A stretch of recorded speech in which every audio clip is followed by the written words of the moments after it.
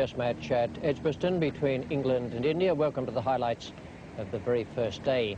England in high delight, I should think, at the chance of getting a test match back, being 2 down, and India certainly in high delight at the way things have gone so far in what for them has been a marvellous and unprecedented summer. Changes in the teams this morning. First of all, England have gone in with the bowling attack of Foster, Radford and Pringle, and they have Edmonds and Embury as the bowlers. Only 5 batsmen there, and Pringle to bat at 6.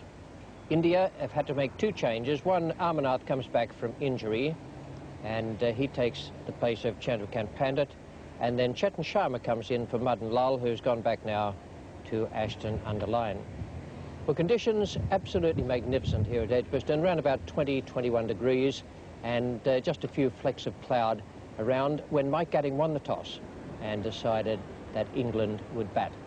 Well, that may have been a good toss to win, but certainly Kapil Dev, with the first 2 balls of the opening over, showed that his outswinger was working perfectly. Here now is the 3rd ball, and Graham Gooch is taking straight.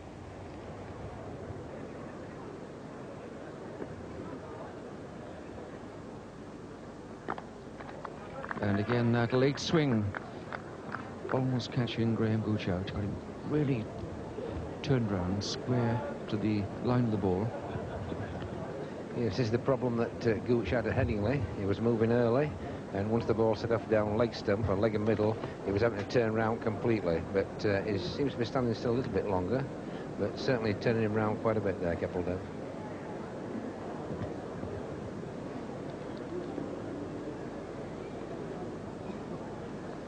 Oh, beautifully bowled, and that's caught, and Gooch is gone for naught.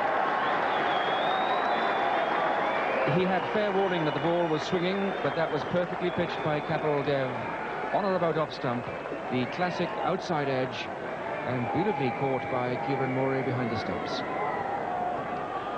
Yes, the point was said that there's a bit of a breeze blowing across, and Kapil Dev would make it swing, and he's certainly doing that.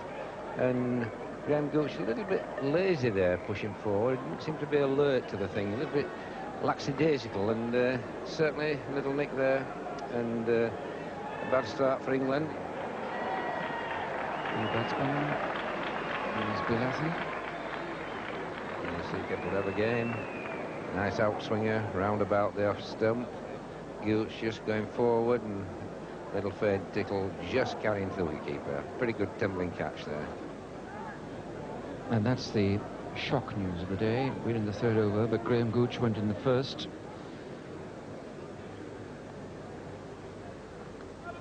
Oh, beautifully caught, beautifully bowled, wonderfully bowled by Kapil Dev. Tantalising away swing, just on off stump. Yes, that shows the value of making the ball leave the bat, and Kapil Dev's not had a lot of luck in this series so far. He's beaten the bat consistently without getting many wickets, but probably it's all going to come right for him this morning. Another very fine delivery.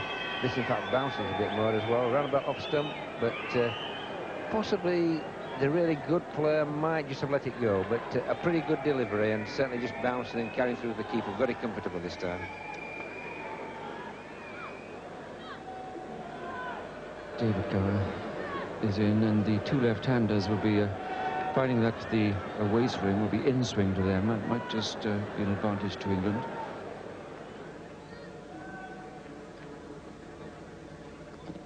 That's a beautiful ball, and did he get a nick on that? Well, if he didn't get a nick, he certainly just got the benefit of any doubt, but again, it's setting off stump just outside it, nipping back in, and probably just missing leg stump just at the top, and I think he probably just got the benefit of the doubt there, but must have been very, very close indeed.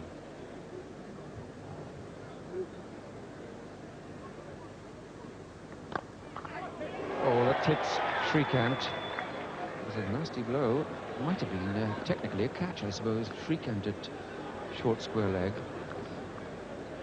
Well, Shrikant showed a Headingley that he's pretty brave in that position when he caught Derek Prindle, and almost catching David Gower there, which would have been really unlucky, but it looks like he's got a little bit of shin trouble for his trouble.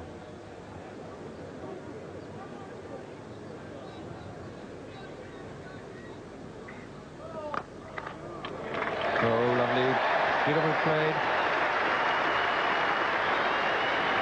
Another no ball.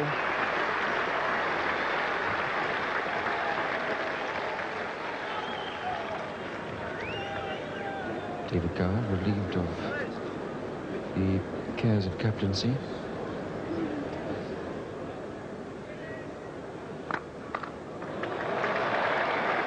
That's fine fielding. Very athletic and energetic fielding by Maninder Singh.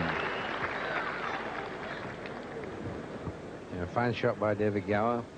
Didn't quite get it 100% in the middle, but it went pretty hard. And Maninder Singh there diving away to his wrong side, managing to bring off a very fine stop.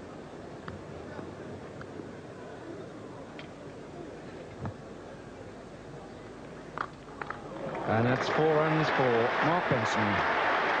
They can feel a lot better. Good firm crack of the bat. Yes, this was the best shot of the morning. Got his foot nicely forward. Good follow through of the bat, straight through mid-off. Beautiful finish. Don't know what Mr. Benson would have thought of all the goings-on over the last couple of days. He found himself into the England Test side because of injury to Wayne Larkins. So he arrives here, has a net, probably a sleepless night, and then stands up the other end this morning while 2 get knocked over for nothing.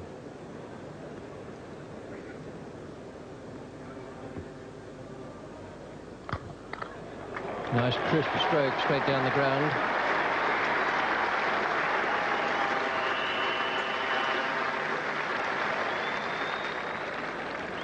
Jabini has gone off. Chetan Sharma is to bowl to Gower.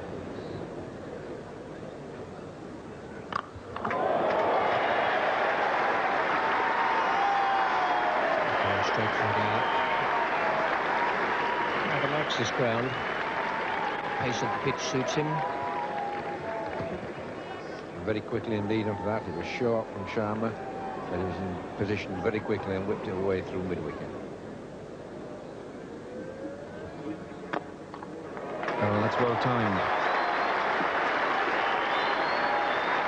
Srikanth goes through the motions of giving chase, but that was well timed. David Gower let the ball come right onto him. And David Gower takes England past the 50 mark with a lovely stroke on the onside.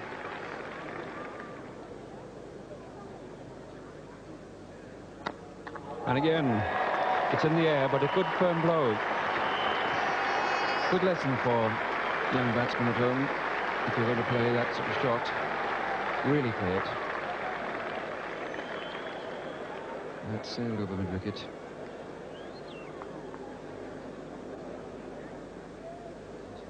Looks to be Maninder Singh, who bowled so splendidly up at Leeds.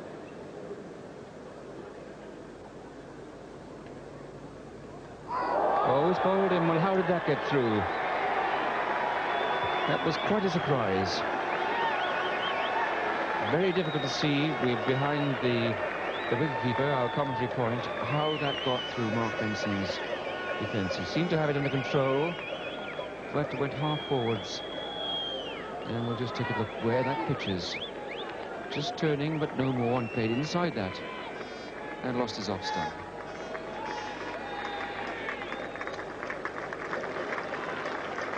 Into the England captain, Mike Gatton.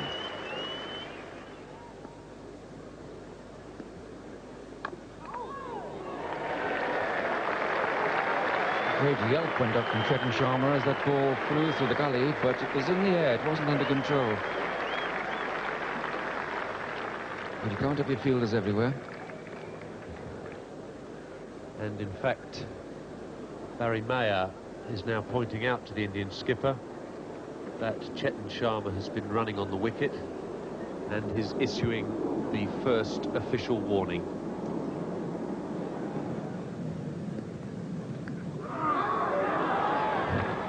Oh, what a let-off.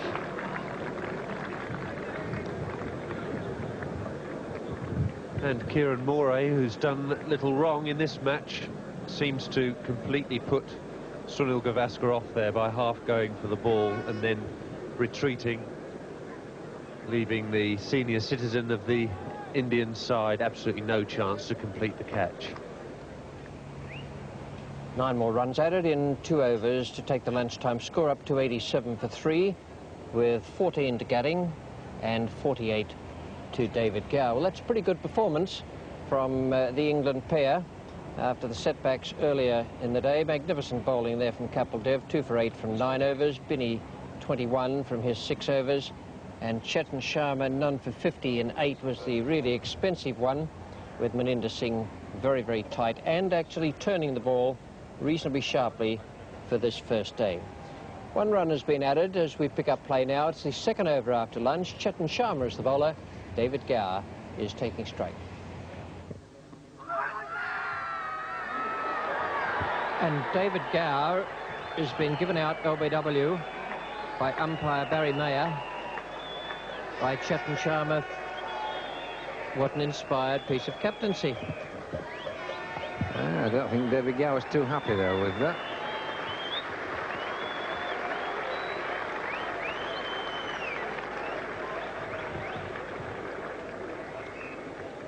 .81 balls he faced and hit 6 very, very good boundaries, and that's the way he was out.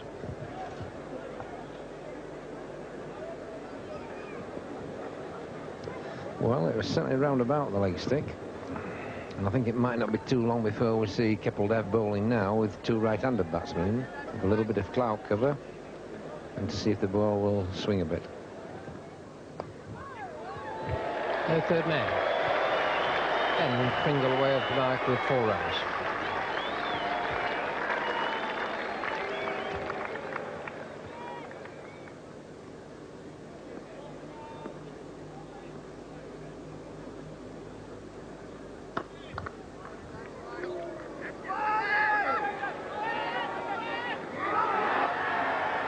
Very well fielded by Maninder Singh. It was onto his correct hand, his left hand, after the fumble with the pace taken off it.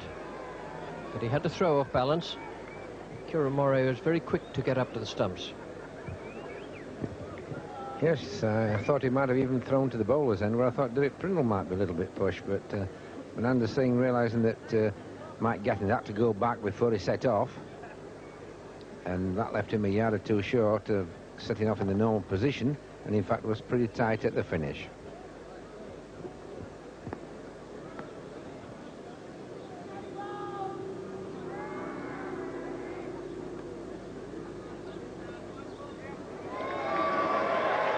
Ravi Shastri is the fielder.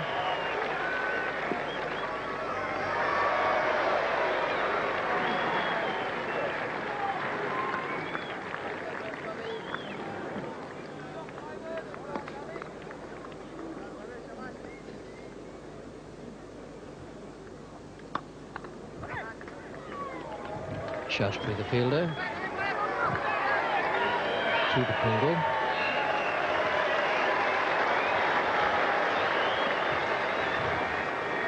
Hundred up for the loss of 4 wickets.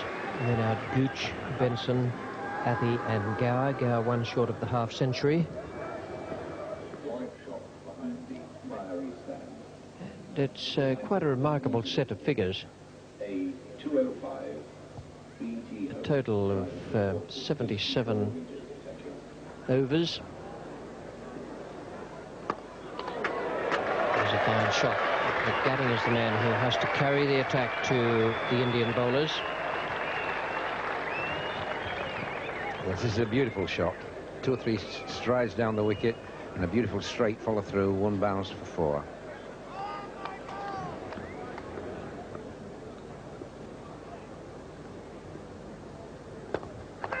Well, it's beautifully placed.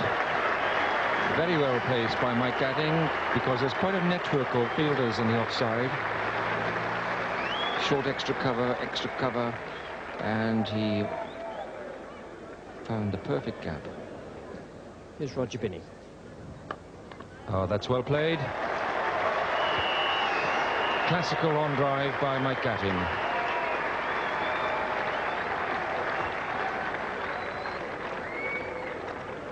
Yes, Mike Gatting playing some very fine shots now.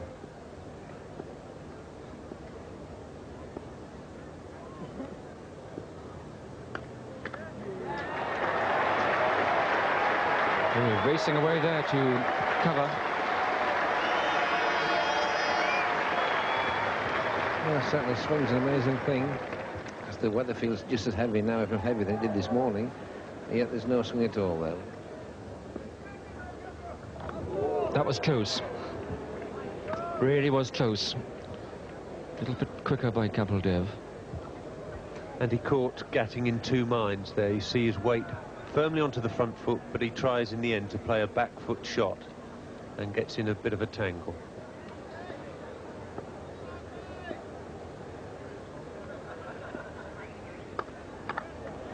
But that again finds the gap. And you see the weight of the shot, or the weight of the bat, and the timing takes a very simple connection straight to the covers. And that lovely offside boundary brings up the 150 for England.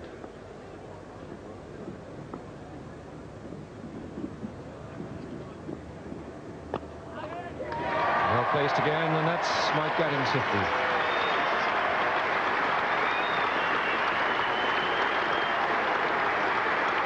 He had that very important slice of luck early on, but a lot of his stroke play has been much appreciated by this crowd at Edgbaston. 51 not out Mike Gatting. And that's 50, which included 8 fours. So all 5 frontline Indian bowlers being used. And the last to operate, Ravi Shastri, is in to bowl to Mike Gatting. 6. Almost a 9. Beautifully timed. And once again, a feature of Gatting's batting is his footwork. In great style, right down to the pitch of the ball. Vice-Captain Shastri has convinced his skipper that he's the man for the moment. And although he's been hit for a boundary, he's still the man for the job. And certainly Derek Pringle is having problems getting him away.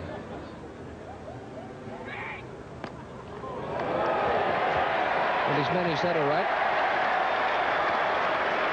Not too sure Kapil Dev will be overjoyed with having been persuaded to keep Shastri on. This is a very, very good partnership.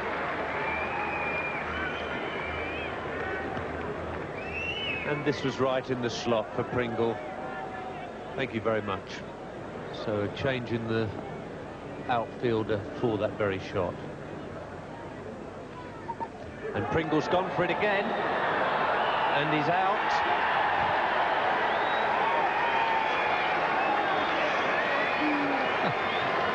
Well, Pringle will be kicking himself all the way back. Kapil Dev can congratulate himself that he did keep Shastri on, and Shastri can just give the skipper a wave and say, there, I told you so. Amarnath is the man positioned at deep backward square. And he just moved about 10 yards in between the previous boundary going there, and that is literally straight down his throat. And John Embury hasn't been in the best form with the bat for England this season. So an even greater burden on the captain's shoulders. Glorious stroke. It looked as though it came from about middle and off stump. Beautifully timed and placed by Gatting.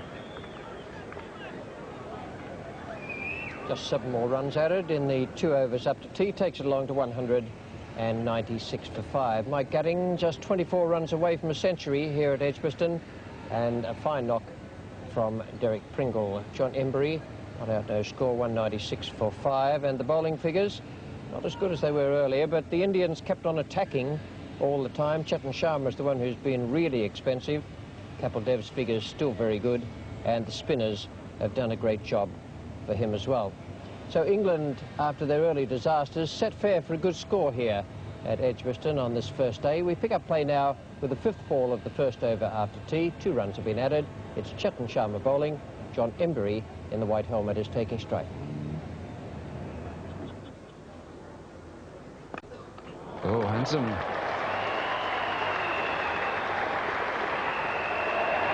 Oops, and that is young Pandit there, who's the substitute fielder. He's on for Vengsarkar. 200's up, 202 for the loss of 5 wickets. Gatting's demonstrated a lot of good footwork down the pitch. He hit a magnificent straight 6. And that's another one. He must have heard me hit. That's the footwork, and that's the lovely swing of the bat. 6 runs straight.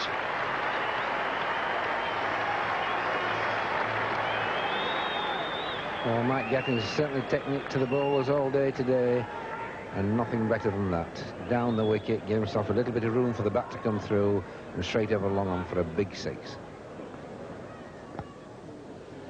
Chetan Sharma to Gatting, who's 95 not out. Oh, yes. Beautiful shot. And Gatting goes on to 99. Well, again, a magnificent example there of the cover drive. Absolutely perfect. Kapil Dev has decided to change the bowling. Kapil himself is going to bowl from the commentary end. And that's it.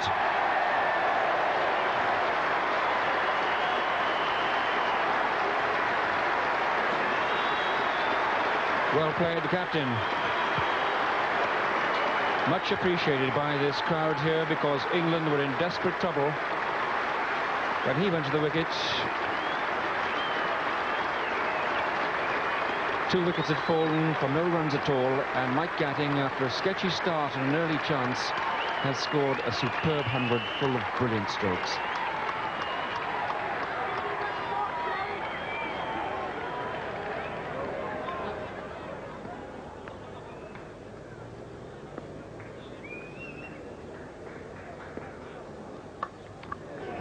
Beautifully fielded by Maninder Singh. They'll take the single. 250 up now for England.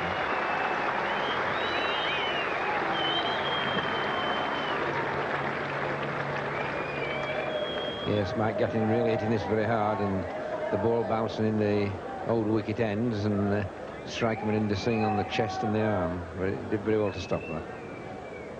And looks of that, he's probably got him under the chin as well. Shastri to John Embury.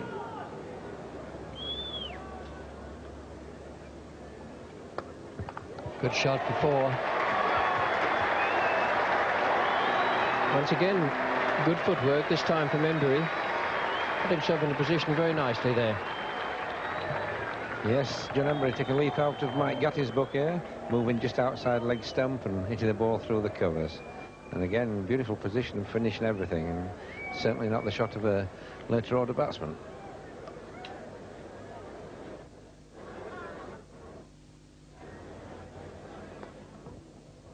And 4 more. That's good cricket. Just been a matter of Embury putting a dead bat on the ball without playing any straight. He's batted very sensibly out there.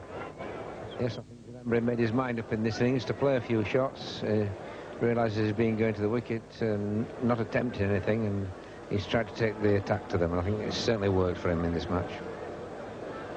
It's Maninder Singh to take up the attack from the pavilion end. In the air, Shastri out. Embury caught at extra cover, out for 38. England's 6th wicket goes down at 278. A great partnership between those 2 Middlesex men, Gatting and Embury. 94 runs they put on. And John Embury had decided to play his shots today, and he's fallen doing just that. He didn't get quite to the pitch of that ball, and Shastri took a fairly easy running catch.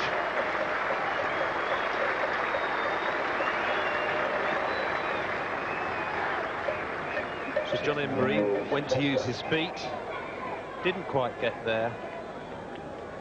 A thick outside edge, and Shastri running round at mid-off, taking the catch quite comfortably.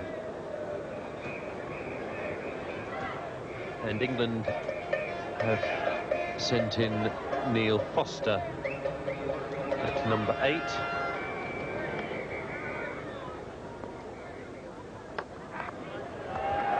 Beautifully picked out.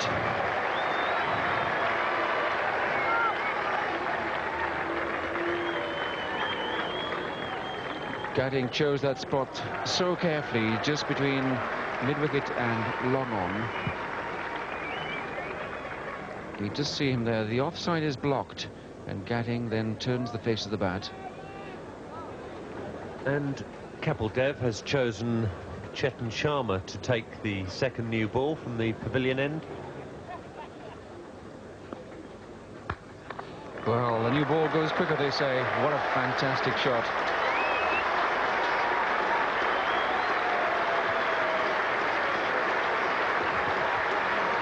.300 for England, which is good value in a test match day.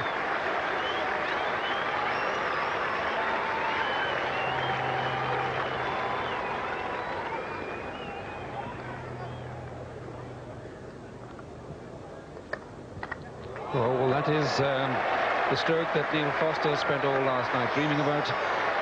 Standing up and smashing Kapil Dev to the covers for the second new ball.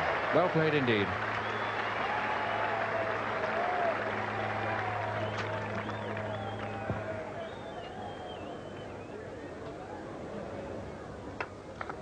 And that's how you play the last ball of the day.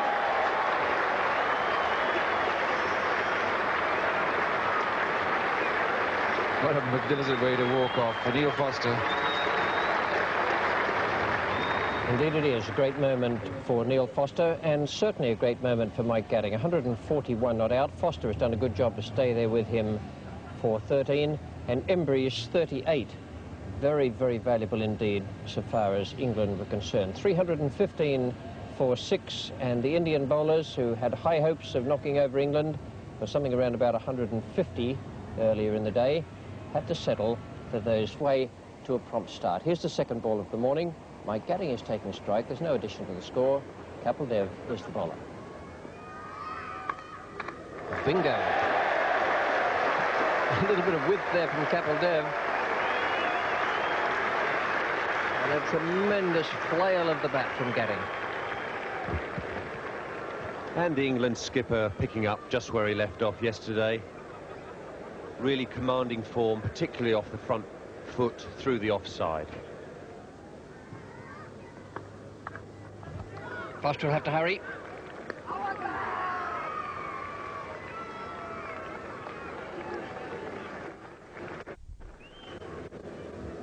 This is a very tight run by Gatting.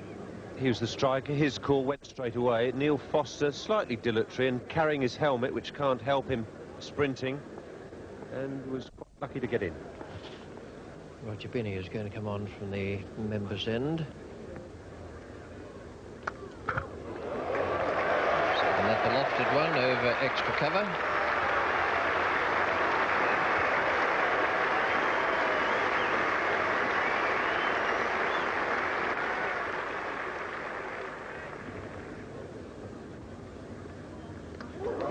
Didn't get away with that. That's clever bowling from Roger Binney. He slipped the medium pace Yorker right through Foster's defence.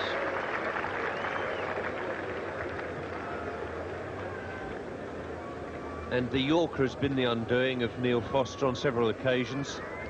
He plays right across that one. Beautiful delivery from Binney, and an excellent sight for the bowler with the middle stump uprooted. Phil Edmonds is the new batsman. Well, that'll please Philippe. Means that he's not going in at number 11. He's got himself up to number 9 today.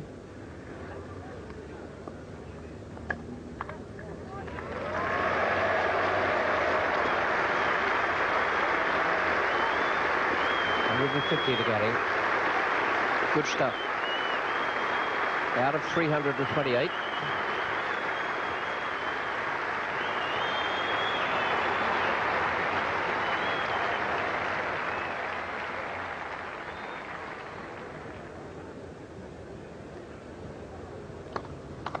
Placement again. Edmonds will like that. I'm sure Kapil Dev will. Phil Edmonds has made his intentions very plain this morning. He's going to play his shots as his Middlesex spin twin John Embury did yesterday. Beautiful stroke for 4. Lovely square drive.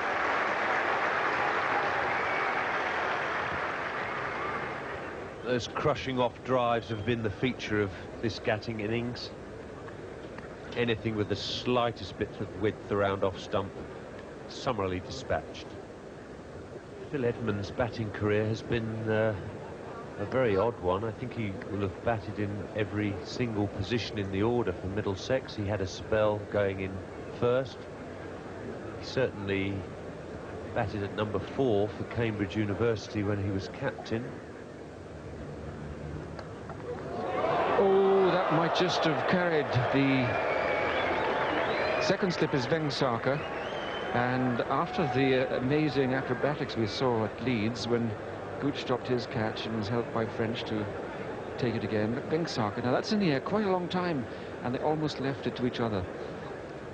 Now, Mike Gatting's highest score in Test cricket in this country was 160, which he's reached now. That was against Australia at Old Trafford in 1985, so one more to beat that. And Chetan Sharma, the bowler. Gatting races past that personal milestone.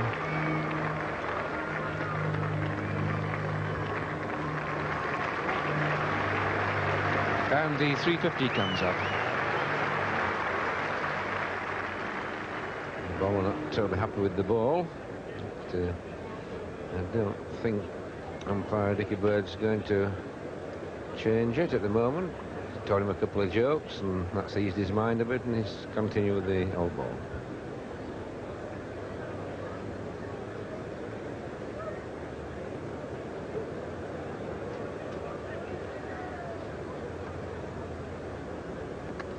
That's it.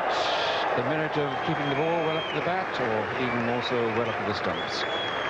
Phil Edmonds goes after a useful partnership with Mike Gatting, bowled by Chetan Sharma for 18.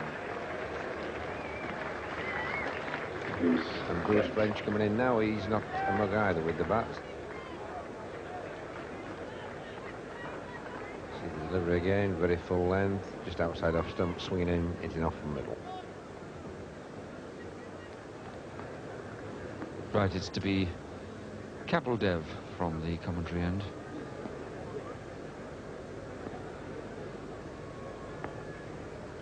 Ooh, that was a nasty one. That really was. That did hop up. We've seen one or two balls bounce unevenly. And I know Kapil Dev has got a very fine high action, but that came back and lifted sharply.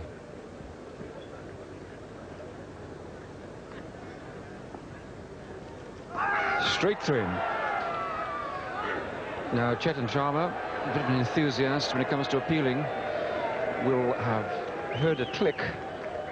Might have come off Bruce French's pad. Certainly a pretty good delivery. Just coming back, and in fact, just touching the knee roll of the pad. Here's Kapil Dev. Good shot for 4.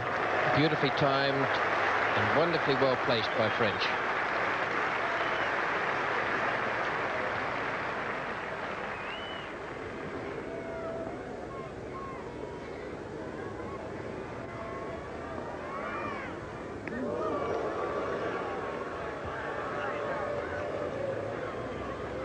But not interested this morning so far in hooking Mike Gatting.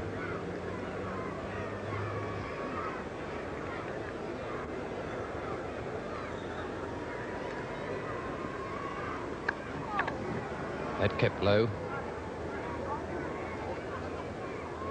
Yeah, again you see a little bit of the indifferent bounce. That ball coming back a little bit and keeping pretty low, and that would have been a pretty awkward delivery to a batsman just coming in and expecting the ball to bounce a little bit higher.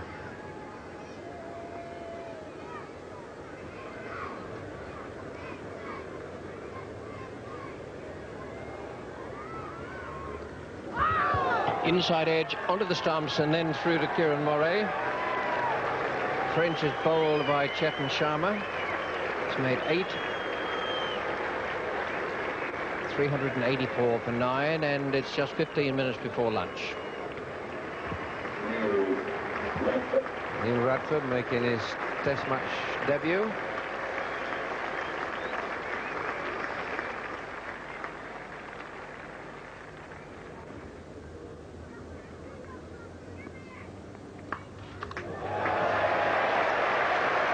He decided a little while ago that the next one of those that came down was going to go. Had 2 bounces from Chetan Sharma, which he let go over his shoulder. Yes, on this occasion he didn't get the ball high enough. It was only waist to chest high, and Mike Gatting was able to hit that down and through mid-wicket. Sharma to Radford. That's well caught in spite of Kieran Moray, the keeper. Sunil Gavaskar took a quite brilliant catch there to dismiss Neil Radford. Brilliant because on a previous occasion Moray had sold Gavaskar the dummy at slip and blinded his view. This time he did the same, but Gavaskar instinctively stayed down. Mike Gatting undefeated. 183. Superb innings. Fine leadership by example by the England captain. Well, that's a lot better than England might have hoped for at the start when those 2 zeros appeared up there, and a great deal of it due to their skipper Mike Gatting. 183 not out. A wonderful innings from him.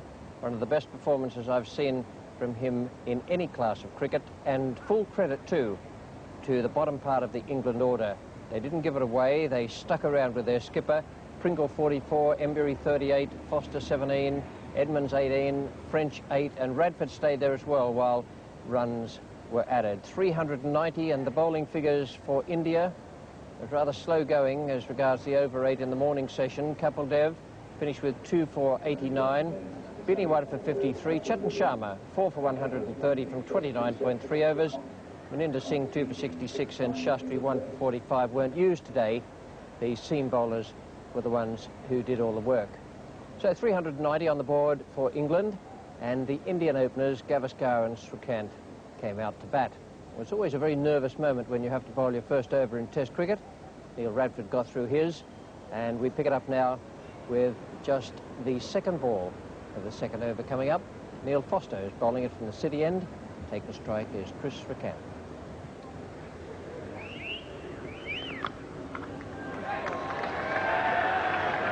David Gower is the sprinter.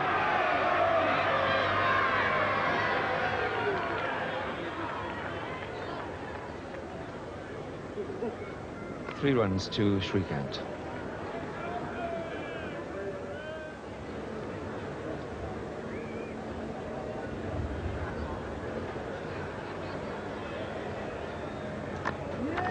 Oh, brilliant stop.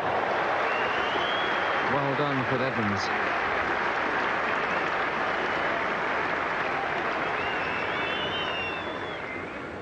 So lucky not to get 4 then.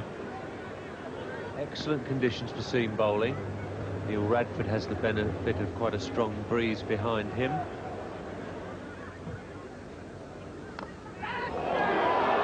Well, that's bad luck for Neil Radford. Good luck for Gavaskar. Really was well bowled. He put a lot into that. Got some surprising lift. In fact, Gavaskar played it beautifully with the bottom hand taking off the handle of the bat.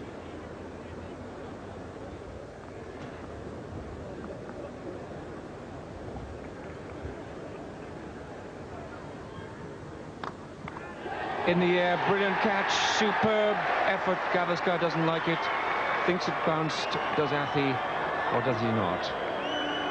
Well, I think Bill Athey said and conceded that that ball hit the ground. It was a fine bit of sportsmanship.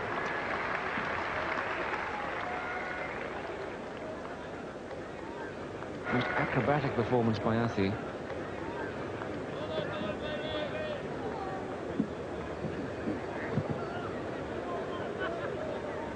And it's just saw it tumble out then, and he probably jammed it with his chest into the ground. Stephen Wall, Warwickshire staff member.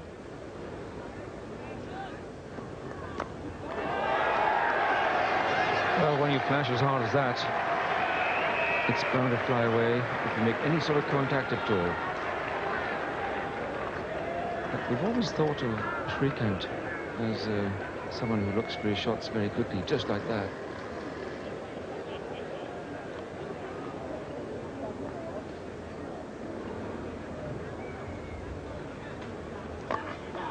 That's his strength, plays it so beautifully.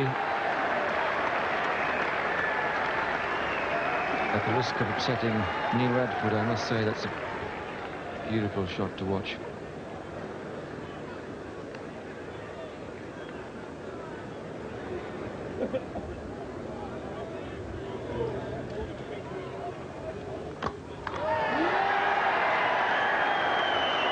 And there's only one gentleman in control out there at the moment. And India off to another flyer.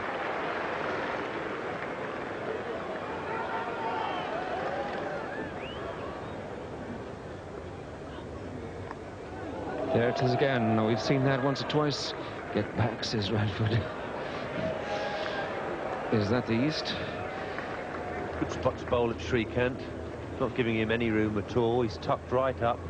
Got no room for manoeuvre and quite a painful blow.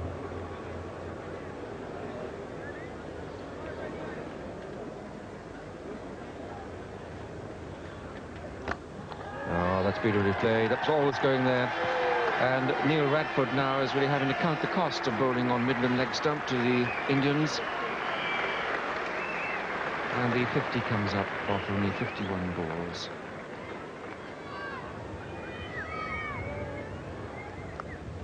Wicket. A wicket for Neil Radford. Shrikant goes. Great moment for this young man. Always marvellous when you pick up your first wicket. He took a little bit of stick in the 5 overs, and now he's taken a wicket. And full credit to Neil Radford. He's kept at it. Shrikant taking risks outside the off stump. Top edge there. Straightforward catch to Pringle. And a memorable moment for the Worcestershire player. So he'll be in a happier frame of mind, and so will skipper Mike Gatting. The new batsman is Mohinder Amarnath. Change in the bowling. Derek Pringle has come on now to take the place of his Essex teammate Neil Foster. He's had quite a good series so far, Derek Pringle. In the air, just short. Never had a carry to Foster, completely miscued by Gavaskar. Well, I suppose that if Foster had really seen it very quick and taken 2 or 3 strides and dived forward, he might have just got there.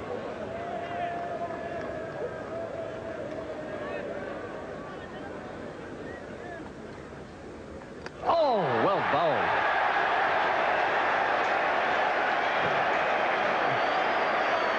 They're the ones you'd like to produce all the time.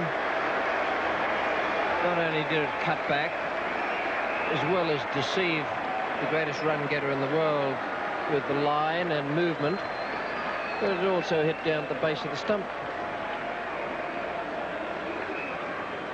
2 run getters of the innings, Shrikant and Gavaskar, have gone, and the success story of the tour comes in now. Dilip Vengsarkar.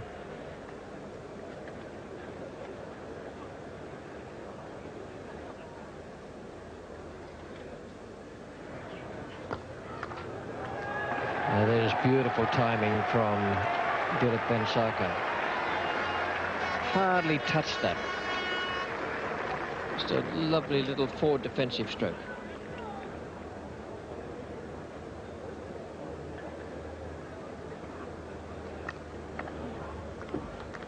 Now there's an official warning from umpire Dickie Bird for Derek Pringle.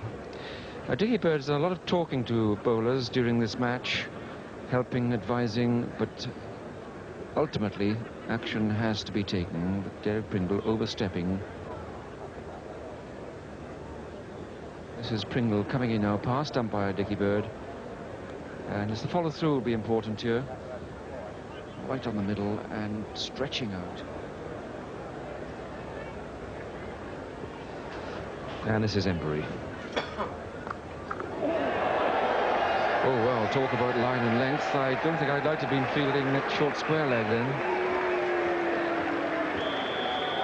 Now, just look at Mark Benson as Amarnath plays that shot. Oh, look at Dickie Bird. That looked very close.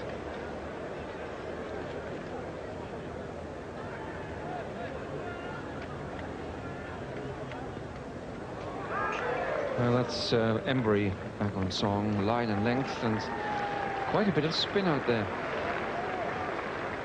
And that might indicate a little bit more work for Embury and Edmonds in the final session of play here on this second day. Amarnath and Vengsarkar both batting well.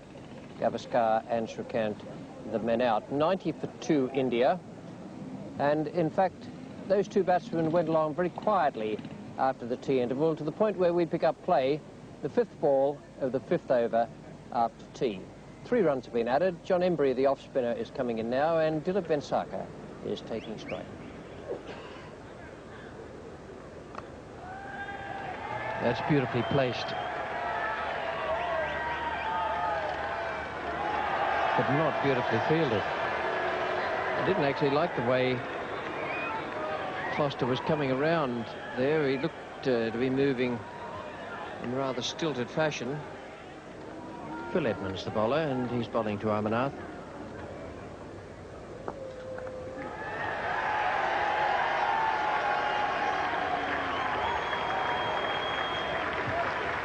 $100 up for India in reply to England's 390. 101 for 2 now, with Vengsarkar going on to 22. Amarnath is 21.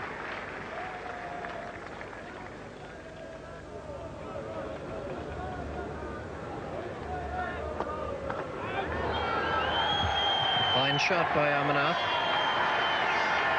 Edmonds has got his mid on fairly wide there. That's Graham Gooch. No chance of him getting across. It was left to Phil Edmonds to try and do his own fielding. That was a fine effort at a stop from Edmonds. Half volley punished, just bouncing off his arm before making its way to the fence. Beautiful shot before. Vengsarkar is in terrific form again here at Edgbaston, just matching the other innings he's played so far in this series. This is a very difficult shot to execute, but a player in such great form as Vengsarkar makes it look easy. Change in the bowling. John Embury goes off. His figures 7 overs, 2 maidens, no wicket for 17. On comes Neil Radford.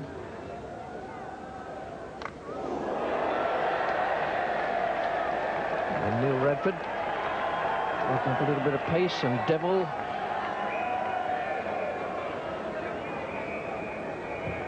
And that's not the first time this series Amarnath has been hit on the head.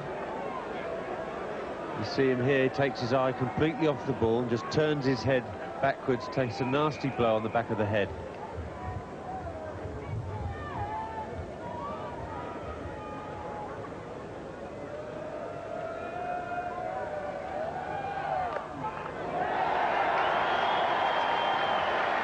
Almost as though Mahindra Amarnath was able to read Neil Radford's thoughts there. He's established that he can play the hook now. And he was waiting for that one.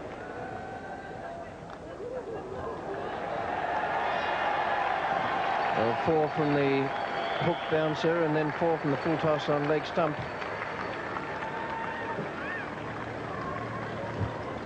Radford attempting to get the ball right up there in the block hole, but overdoing it, and a wild full toss just gently clipped away by Amarnath for 4. The Worcestershire paceman upset with himself. He had Amarnath literally reeling on the ground.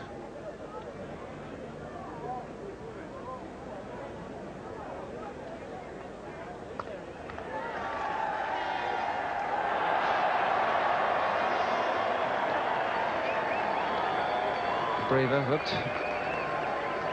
by Neil Foster.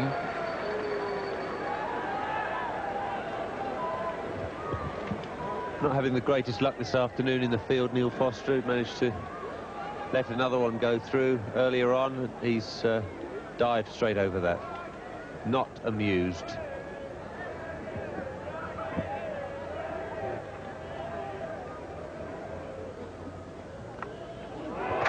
Brilliant catch. What a marvellous catch. That was Graham Gooch. And relief and jubilation for Neil Radford, who'd had some stick, but now picks up the valuable wicket of Dilip Vengsarkar. And this went like a shell to Graham Gooch's right hand. Fine diving catch, one-handed. That really went quickly. And Neil Radford found that by pitching the ball up, it's the best players out. Vengsarkar caught Gooch, Bull Radford 38. 4 close fielders for the new batsman, Azharuddin. Faces up to Phil Edmonds.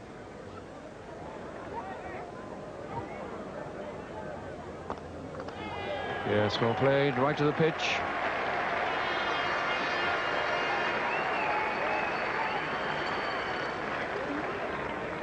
Excellent move. Azharuddin gets well back or well forwards. Completely over that.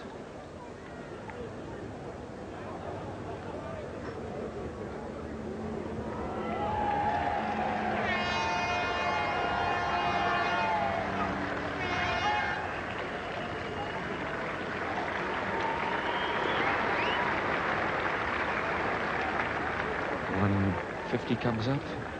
Loss of 3 wickets. Foster coming into the attack.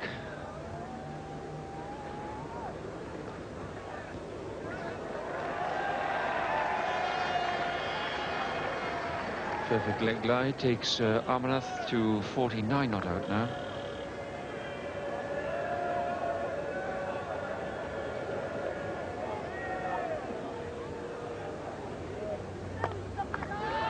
And that's his half century.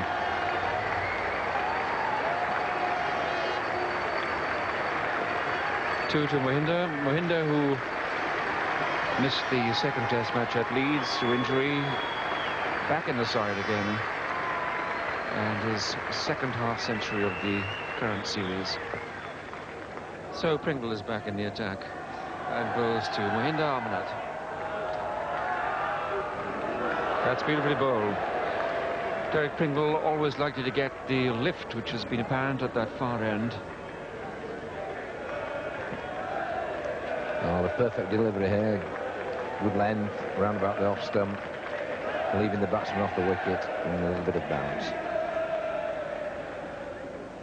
7 more runs were added up to stumps, where India had made 182 for 3. Very consistent scoreline there. Gavaskar 29, Srikanth 23, and Vengsarkar 38, and a very polished 38 that was before he was so brilliantly caught by Graham Gooch. 59 not out to Mohinder Amarnath and 20 to Azharuddin. They're moving along quite smoothly, and that is a very strong Indian batting lineup. 182 for 3, and the bowling, I thought Radford made an interesting debut. 2 for 63 from 17 overs, 2 maidens. He obviously hurries onto the batsman a little more than they believe is possible. Only a short run and quite a hustler as he comes into the crease. No wickets for Foster. Pringle had 1, and the spinners Edmonds and Embury failed to take a wicket, although there was some turn there. But my word, it is slow turn, and there's not very much bounce there at all. The situation could begin, and we pick it up now with just 3 runs added to that overnight total. It's the second over, and Foster is coming in to bowl to Mohammad Azharuddin. All close. Didn't look to me as though he got very far down the track there. Must have been only a whisker away.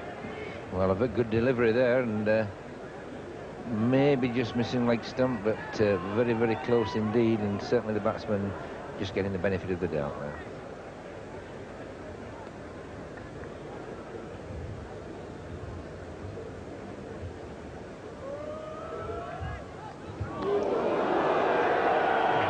Two splendid deliveries from Neil Foster. There's an outside edge. It had French going down the leg side.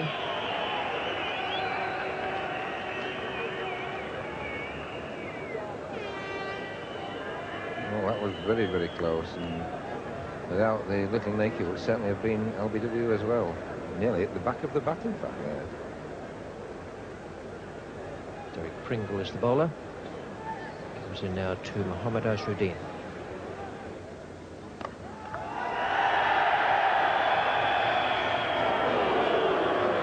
It's good thinking from Gatting.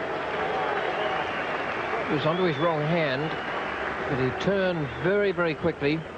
He knew he had the man backing up, David Gower.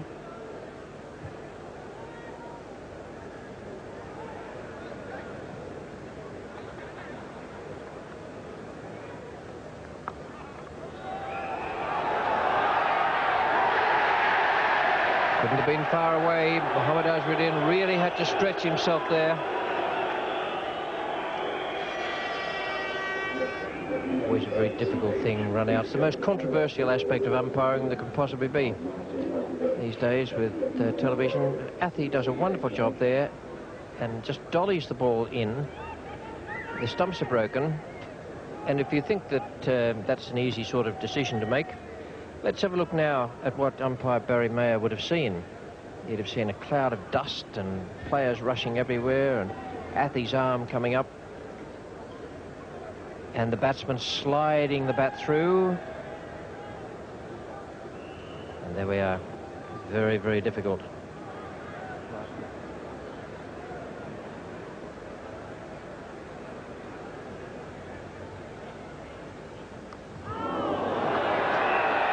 Gone very well, Foster, this morning. He's had his leg cutter going, and that one was a real good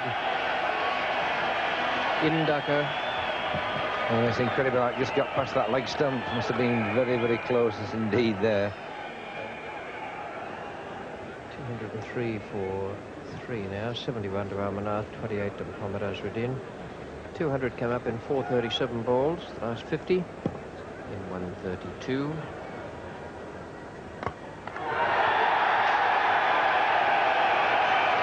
First one, Derek Pringle really has over-pitched. Got it right in the slot. Azharuddin made no mistake at all. That's Pringle. He's taking a rest. And this is Edmonds. He's going to have a bowl.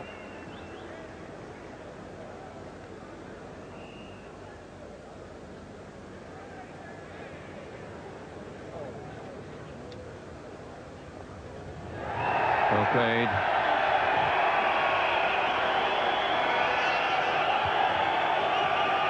The outfield not quite running as quickly as it has done during the match so far. But still a very profitable nudge by Amarnath. Brings him 3 runs. So this is beginning to look a good morning for the Indian side. They're now 172 runs behind. Neil Bradford from the City end.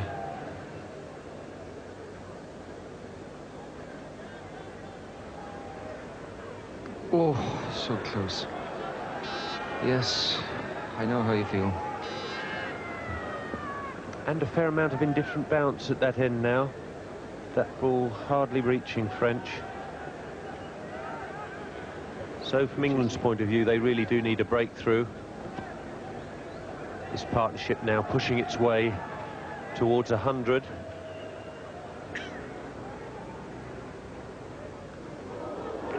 First one that's really turned. This is the line Edmonds has got to look for. He's tended to bowl the ball too much near leg stump. It's got to be on and around off stump. Well bowled. One turned, one went straight on. What better combination can you possibly have? And as Bob Willis underlined, that was the perfect line. And one senses a real disappointment at getting out because he's done all the hard work. 79 runs scored. India now 228 for 4. Incoming batsman is Ravi Shastri.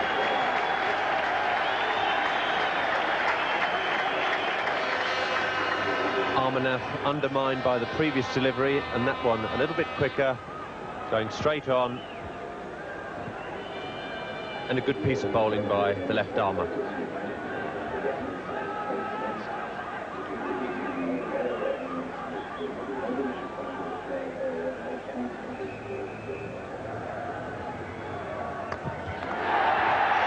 Nice stop from Gower. They'll still get 2.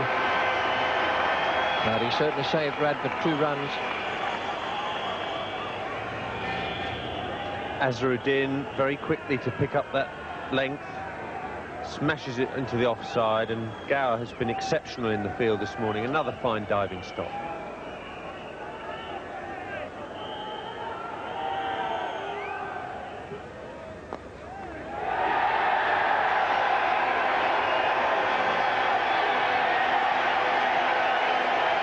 And 50 to Mohammad Azharuddin.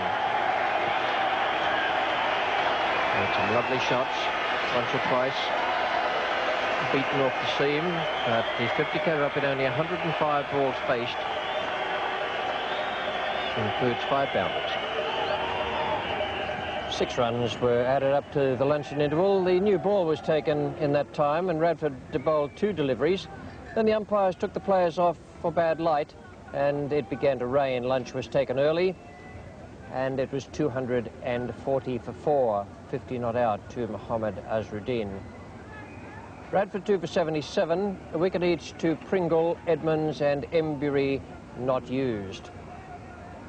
And the position of the game at that time was that India were 150 runs behind England's first innings score of 390. Well, the players brought themselves and the umpires back onto the field after the rain had stopped. We pick up play now with the 4th ball of the 3rd over.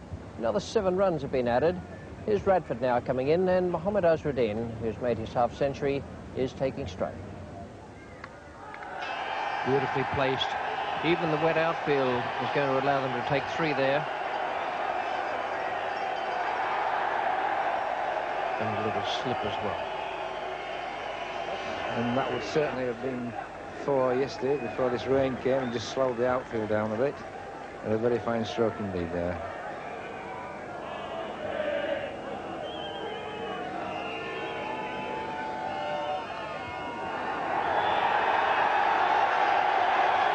The change of angle almost did the trick there for Neil Radford. First it's Foster's turn to suffer, and now Radford. A very fine piece of bowling. He's completely open Shastri up, looking to play the ball on that onside. Neil Foster is going to continue out here. He's beaten the bat, must be on 20 occasions during this innings.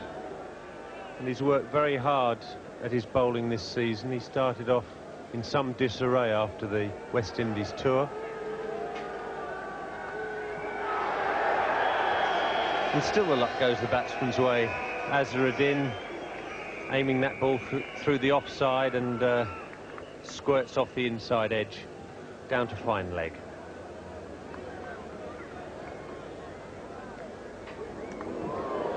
Well, how many times does he have to beat the bat, Neil Foster?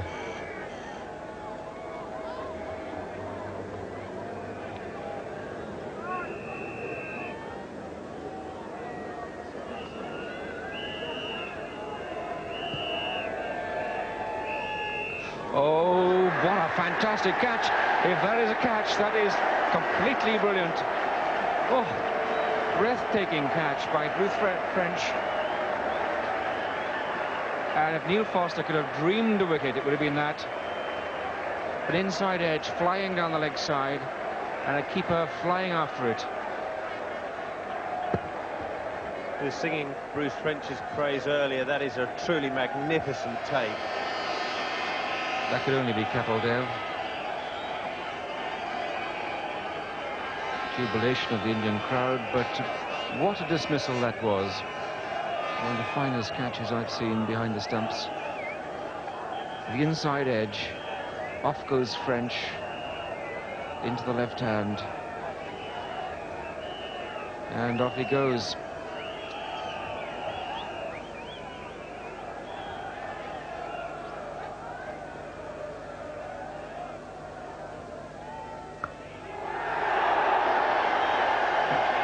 Brilliant shot for one. Kapildev off the mark.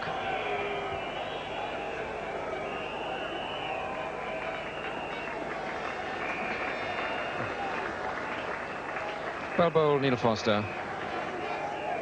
I think while we are commiserating with the England seamers who are getting these edges and Indian batsmen playing and missing, perhaps we ought to pay a compliment to the Indian batsmen who probably find batting quite a difficult exercise out there.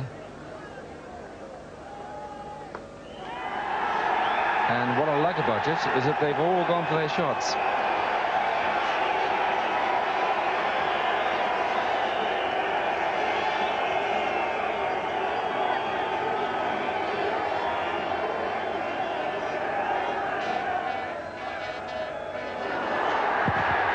Another fine catch by Graham Gooch. I shall not be convinced that it was his catch all the way, but in he went, left hand, snaking out, and Ravi Shastri's gone.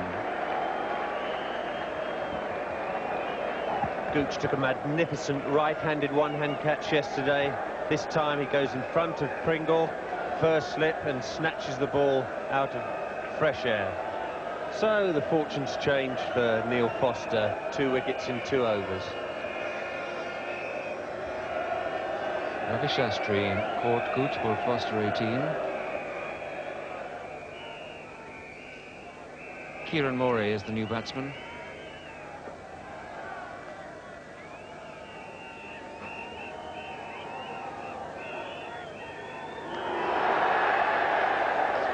Quite an appeal from Foster, not really supported behind if you look at the reactions, and definitely not supported by umpire Mayer.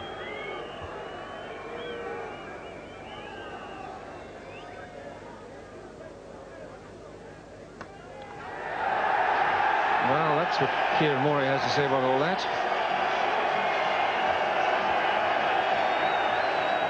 Juicy half volley which he dispatches for 4, but that mustn't take away credit from Neil Foster. It was another fine over and could have had Morey out first ball.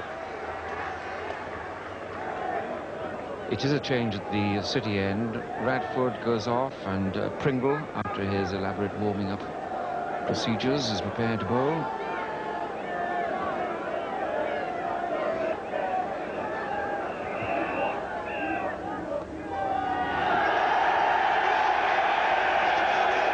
Well, that's a delicacy for which Kapildev is not usually known, but he's a man of amazingly versatile talent with the bat. This delicate leg glide.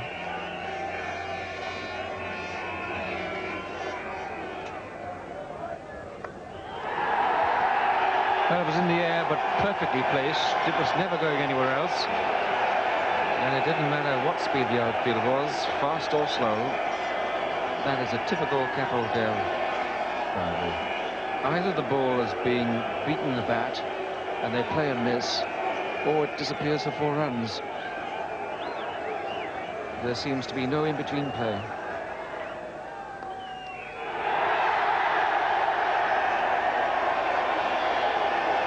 That is a single much appreciated by the great phalanx of the Indian supporters here. 300 up, loss of 6 wickets, and that precious single got by their favourite, Kapildev.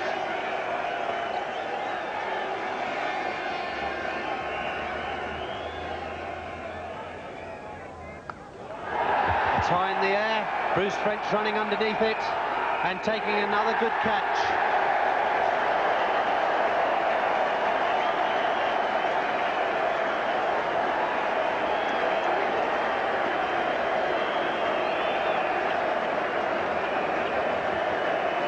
The England out cricket since they came back onto the field after that interruption for rain has been really excellent. So the dangerous Kapildev goes. He'll be disappointed. He was beginning to look really dangerous. But full credit to the England out cricket. It's been really fine to watch since lunchtime.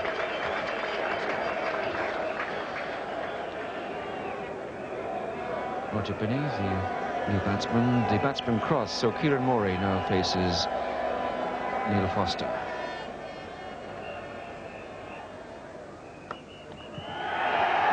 And then another 4, and that's been the extraordinary pattern of the day's play.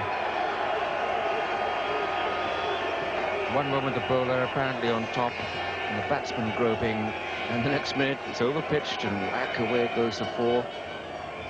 One more over was bowled up to the tea interval. No runs from that, 306 for 7. And what a good-looking scorecard that is for India. Very, very consistent, as has been the case with their batting all the way through this series. 306 for 7, a fine performance that, chasing the 390 for England. Bowling figures for England, Radford and Foster. Well, Foster very unlucky, 3 for 74 from 32 overs. He and Radford had plenty of work to do. Radford has reached the century mark, and still down the bottom of the list there, John Emburey, no wicket for 23 from 9 overs. He hasn't bowled at all today. In position of the game, India 84 runs behind.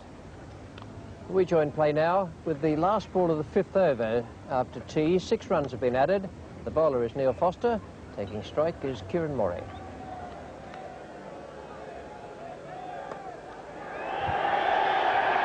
A very good shot.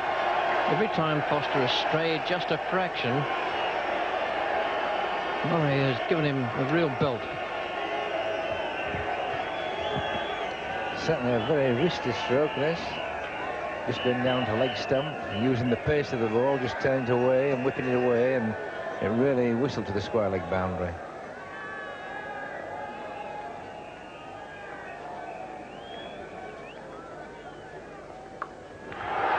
Didn't quite time it, but the idea was good.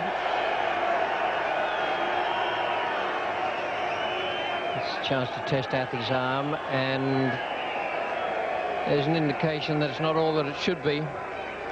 He's just carrying that right arm, and I reckon he's wincing a little bit as well.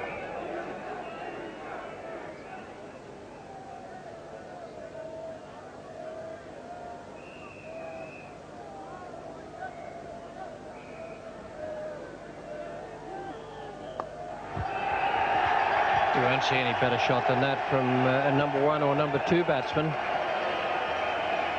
This time it came from number 9, Roger Binney. Yes, I don't think many batsmen in this match have played the shot much better than that. Used his feet, got down the wicket, and what a perfect finish.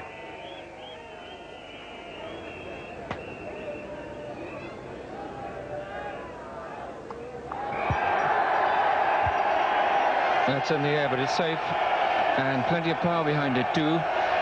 That's 4 more runs to Roger Binney. No shortage of strokes from Roger Binney. No, it doesn't matter what number you bat in this Indian side, they all go for the hook and everything, and pretty good shot there.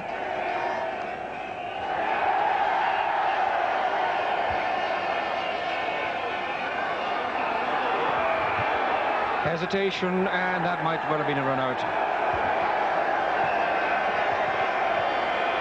Really and truly, it was the first bit of untidy England fielding. It was deep square leg, who had a double juggle at the ball.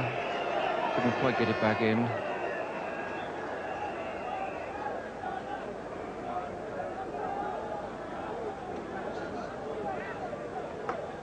Oh, that's a super shot.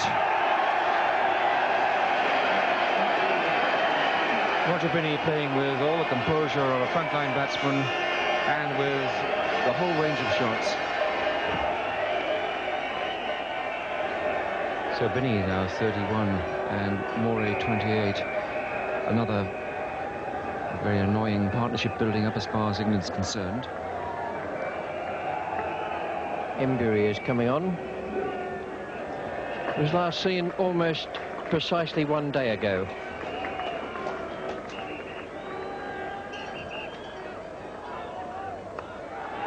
In the air, just beats Edmonds. It's very well played by Kieran Morey. And it's no good saying the ball might have gone straight into Edmonds' hands. We've had a day of the ball not going to anybody's hands. Well out of his reach. So 4 more to Kieran Morey. This is Neil Radford to Roger Binney. Just held up while People settle behind the bowler's arm.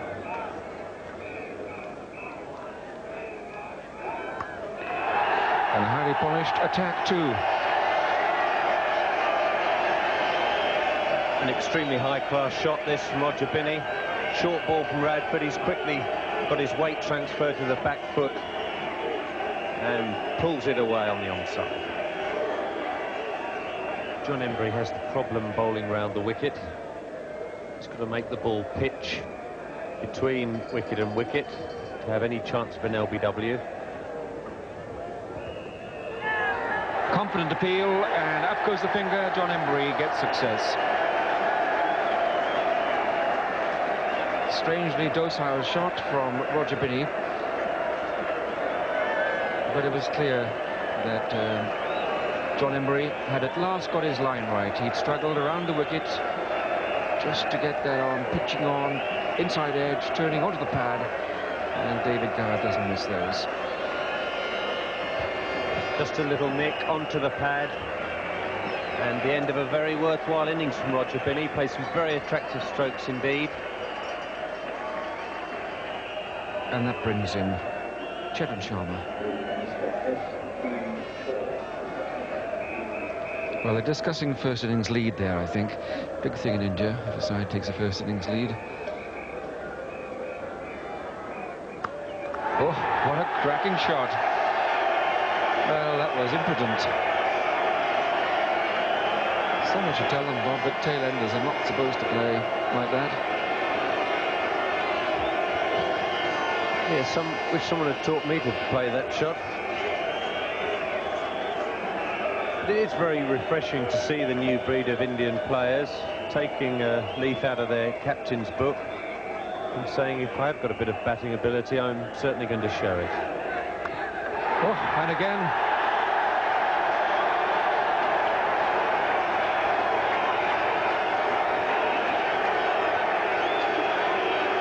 Well, it wasn't so long ago, in a certain contest in Sharjah, I saw Chetan Sharma on the receiving end of that sort of treatment from Javed Miandad.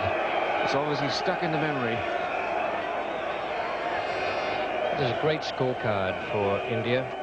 Just a run of consistent scoring all the way down from Gavaskar's 29 down to Binney's 40. Now it's Derek Pringle.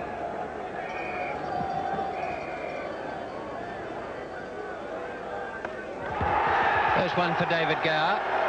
Rather a nasty one, but he's got a very safe pair of hands, and the 9th wicket goes down. Chetan Sharma, the only one to miss getting into double figures so far. A wicket to Pringle, who came on in place of Radford. A well-deserved wicket too, because Pringle bowled very well early on. Good bit of cricket. Gatting had brought Gower in closer, so Sharma tried to clear him at mid-on, but just managed to sky the ball high in the air and takes the catch comfortably. Maninder Singh is the last man in for India. Great importance shown in India to side getting a first innings lead.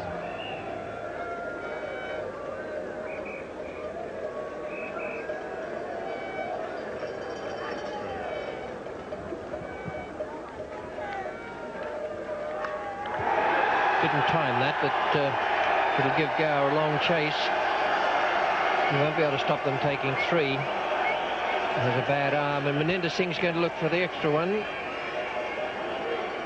Gower very cleverly again has ripped the ball in along the ground. Moray managing to clear Gower at mid-on.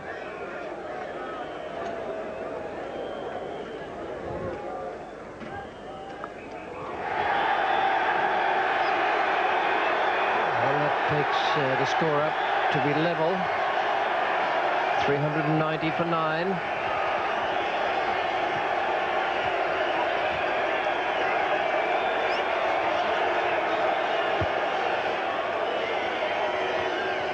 That's the reaction from the India supporters when they've got a tie. And they're not going to get any further. It's come off the gloves. An unusual dismissal, and Bruce French claims another victim, so the scores are tied on the first innings. Wouldn't it be nice if those scores were tied at the end of the second innings as well, not to mention how exciting it would be. That's a good scoreline for India, very, very consistent, and a fine effort from the tail-enders. Kieran Moray batted quite beautifully for his 48, and so too Roger Binney for his 40. Bowling figures for England, well, they're not as impressive as they might have been. They beat the bat a lot today, those fellas. Neil Radford, 2 for 131, and then Neil Foster, 3 for 93. He had no luck at all early in the day. You might think there's some morning. Graham Gooch is taking strike. Roger Binney is the bowler, and it's the last ball of the second over.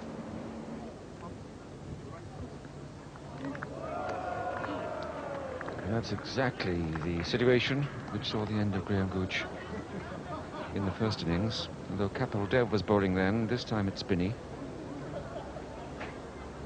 Committing the batsman to the stroke, and then the ball just moving away outside off stump. Very well bowled. And here comes Kapil. That's a quick one. And Graham Gooch just taking on Pandit there, who is reserve keeper, but very sharp in the field. Pandit, an excellent all-round fielder. Graham Gooch sliding his bat in and just beating the throw.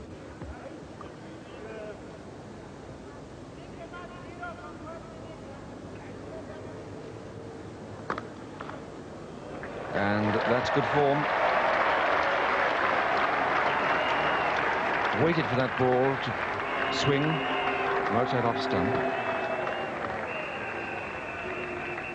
3 runs to Benson.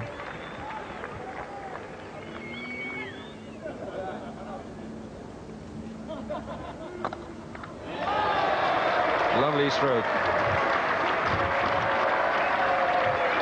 And a day is important for Graham Gooch too. If he can play like that and recover his best form, a wonderful bonus that would be for Mike Gatting, the new captain. Roger Binney is continuing the attack from the pavilion end.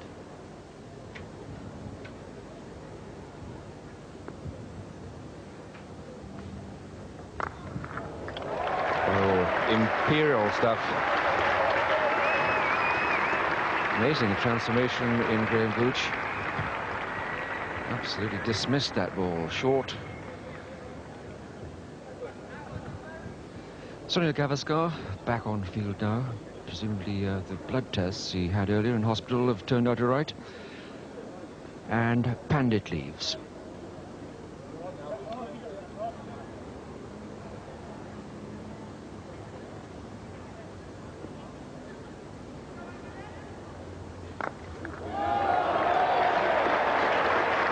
That one a decent old belt. He launched himself at it, Graham Gooch. Seems to saw it going down the line of his pads. And there's been enough loose stuff this morning for Graham Gooch to take advantage. That's a very firm onside stroke. Well, Kapil Dev has decided to make a change. He'll be disappointed with his spell this morning. He didn't get going at all. And Chetan Sharma's coming into the attack from the city end.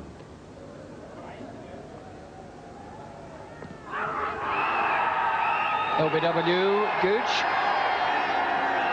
Chetan Sharma is struck. The ball darting back very, very sharply at Graham Gooch. And Chetan Sharma's come in with a lot more pace than either of the other two batsmen. He gets Gooch committed on the back foot. And the England opener's vigil is over. So Graham Gooch can't get back into that rich vein of form, and he's on his way. LBW Sharma for 40.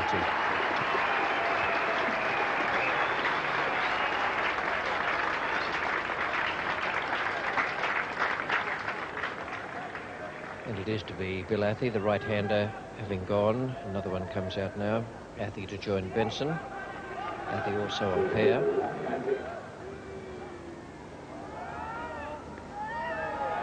No ball called.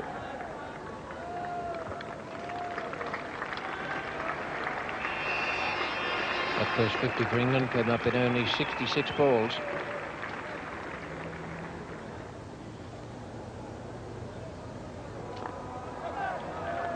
That's pretty well played by Benson.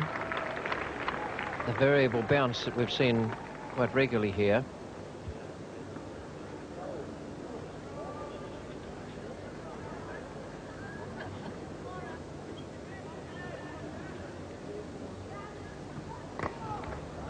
It's off the mark, and that'll be a tremendous relief for Gulathi. Just picks up 2 runs.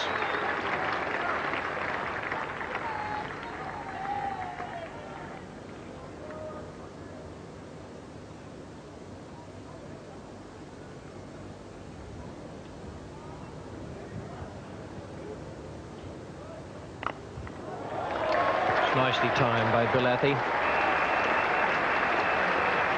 No need for them to worry too much about the extra run there. They pick up the 3 quite comfortably.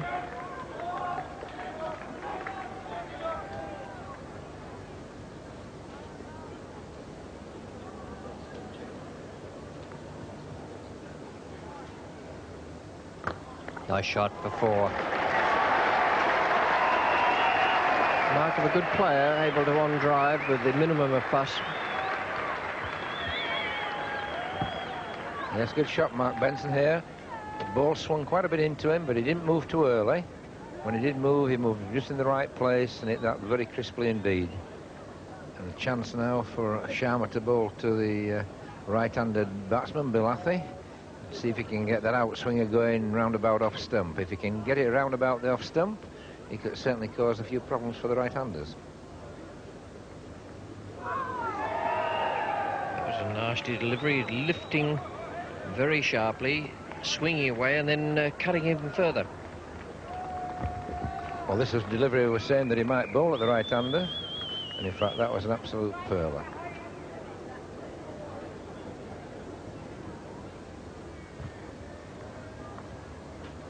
Oh, beautifully bowled. Chetan Sharma has really been a lively item this morning. Yes, he seems to bowl quicker than at any time in the Test series, and again getting tremendous life out of this wicket. That's really going through the keeper head eye and going flat. Maninder Singh is coming to the attack from our commentary end. Left arm.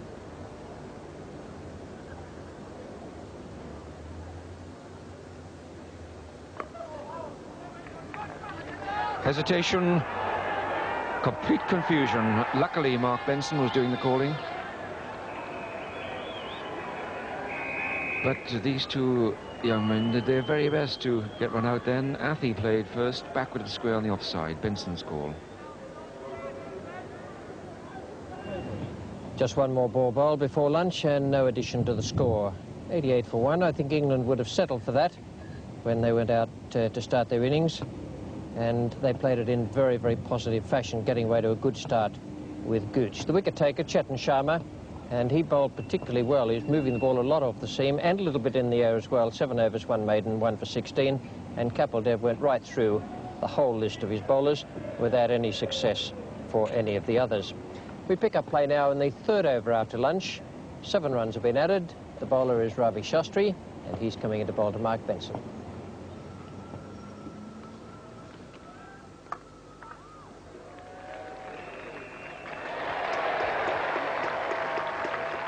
Wrong-footed the fielder, and Benson will pick up 3 runs. It was nicely placed and pretty well timed. Didn't give it a full-blooded swing of the bat. Now it's to be Roger Binney coming in from the members' end.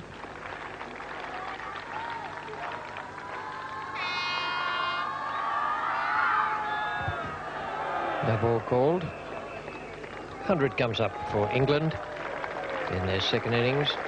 2 teams having been tied on 390 in the first. Mark Benson quite concerned about that area outside his off stump. Shastri's bowling over the wicket to him, trying to pitch it in that bit of rough to the left-hander as well as the right-handed Athi. He's got through again, Ravi Shastri. That one spun, and justifiable concern for Mark Benson about the rough stuff outside the off stump. Second wicket down, 102 on the board. Benson gone for 30. And not a dissimilar dismissal to the first innings. Quite some sharp turn out of that rough for Shastri, this time through the gate.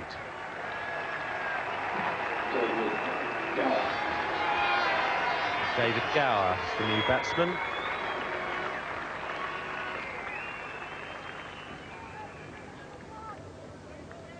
Yes, he's only forward in the end, a matter of about 6-9 inches.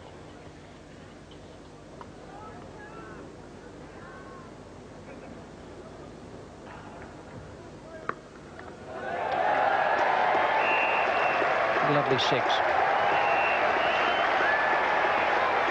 No more effective answer than that to the ball landing in the rubbish outside your off stump, around about middle.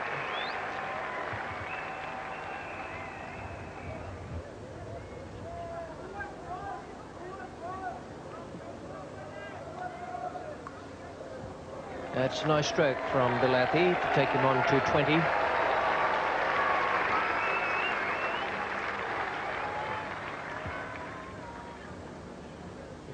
Kapildev definitely has problems. He's still flexing his back. Looked to me as though when he went down to field the ball a little earlier that his back muscle grabbed him. It may have been a back spasm. Chetan Sharma's coming into the attack. He's replacing Roger Binney.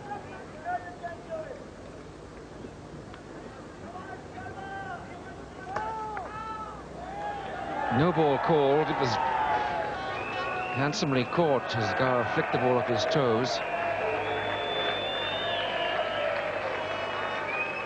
Now Gower heard the call and then put a bit more right hand into that shot, flicked it away, and that was called at square leg.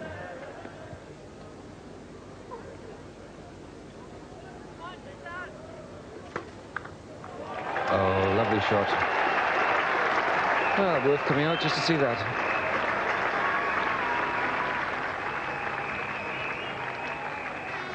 So easy, just a casual push through. Everything looks to be in slow motion almost. Capel, who just retreated, and it was reported had a spasm in his back. Skipper's okay. Still only bowled 5 overs.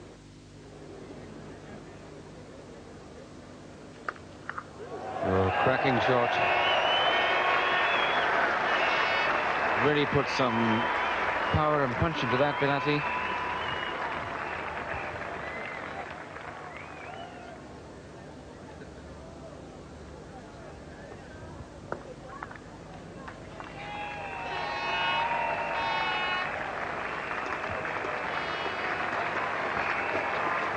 .150 up. Loss of 2 wickets.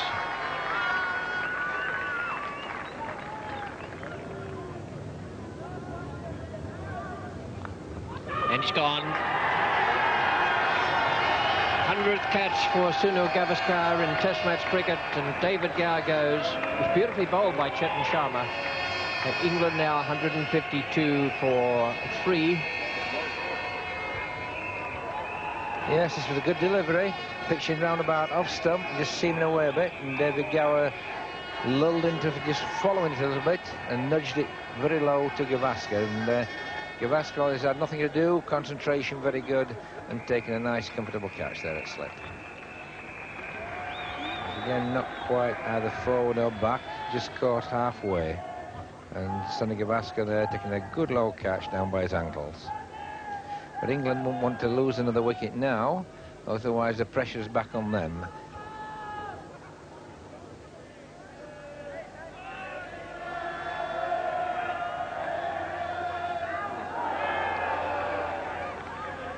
Good afternoon. Well, Mike Gatting got a delivery of something similar to that in the first innings. And that's just livening it up again for him. If he's got a bruise there, that'll just put another one on top of it.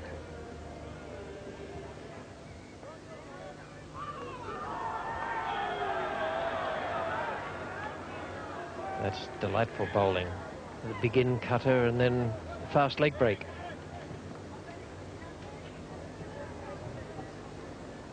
Yes, that was certainly the perfect delivery.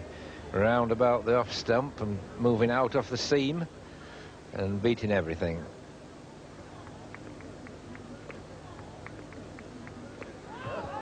He's got him again.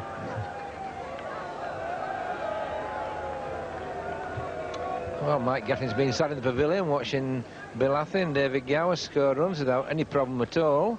He's come out there to a very lively greeting from Chetan Sharma.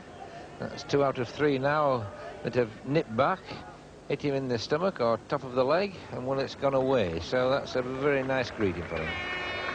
The wicket he took was from a very good delivery, one that left David Gower. Then he crunched Gatting 3 times.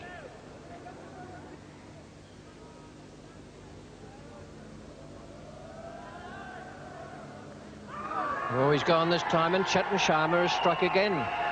3 wickets. Beautifully bowled. Big leg cutter, went as far as a spinner could turn the ball. And Athy has gone for 38. England 163 for 4. Well, Sharma's looked most like the bowler to take wickets all day, and that was again a very good delivery. I think Athy was forced to play at it. He certainly couldn't let it go when it pitched, and it left him off the wicket and just bounced a little bit. And Derek Pringle, last of the really recognised batsmen before we get into amongst the bowlers. So a little bit of pressure on these two now.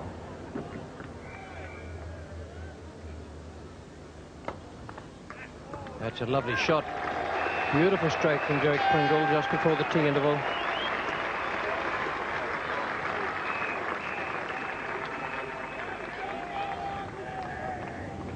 That was a better session so far as the Indians were concerned. They picked up the 3 wickets.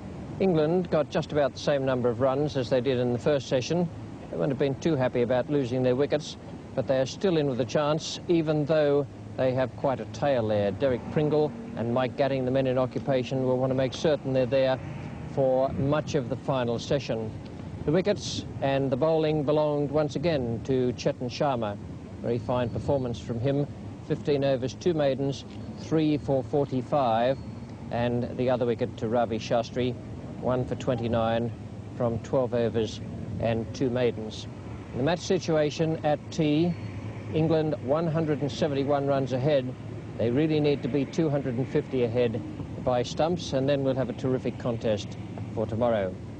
We pick it up now after tea with the 3rd ball of the 5th over. 10 runs have been added. Maninder Singh, the left-arm spinner, is the bowler. Mike Gatting is taking strike.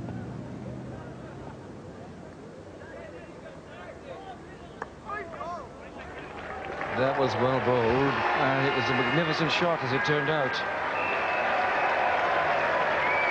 But what Maninder was trying to do was to get one to come straight on with the arm. He's shown them the spin, the turn, and that came straight on towards off stump and kept a little low. Mike Gatting watching the ball quite perfectly.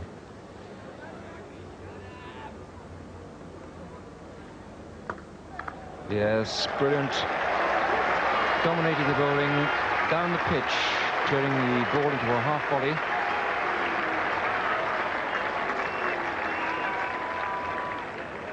Chetan Sharma to Gatting. That was a good shout, and the captain's gone. Again, Chetan Sharma hassles out another England batsman. A little bit of fizz off the pitch, and a nip back off the seam. And Mike Gatting, although he's been in prime form out there, just caught half forward, half back. And full credit to Chetan Sharma. He's the only one of the Indian seamers who's hit the deck. And any indifferent bounce that there is in this edge position wicket, he has exploited. That one shot through very quickly, it kept a bit low, and trapped Mike Gatting in front.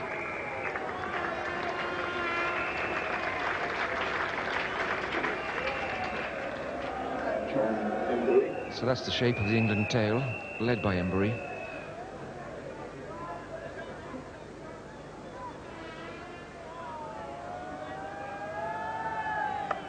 Oh dear.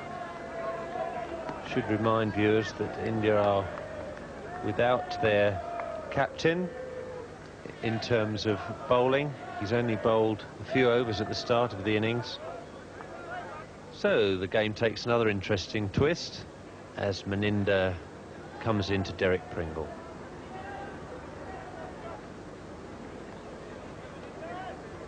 And that's out.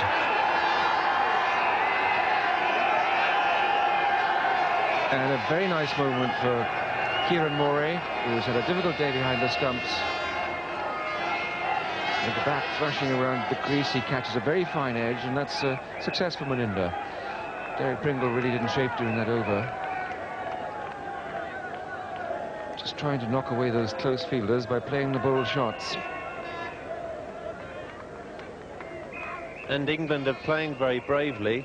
It may turn out to be regrettable, but they've played positively all day to try and get themselves into a position of strength whereby they could force a declaration. But Derek Pringle is gone now, perishing to Meninda. A flamboyant off drive, little bit of turn, little nick, and he's on his way.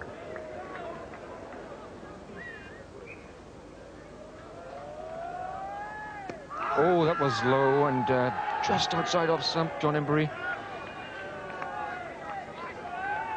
Chetan Sharma, such a menace. He's looks innocuous sometimes, and then the ball fizzes back. Meninda to Foster. Foster wanted one. There's no fielder there, and the stumps have gone. He's out. Brilliant throw by Kieran Morey.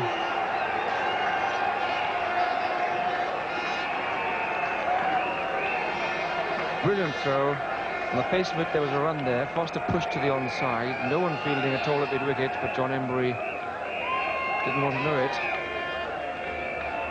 So Neil Foster is run out without scoring. And Foster's livid with his partner.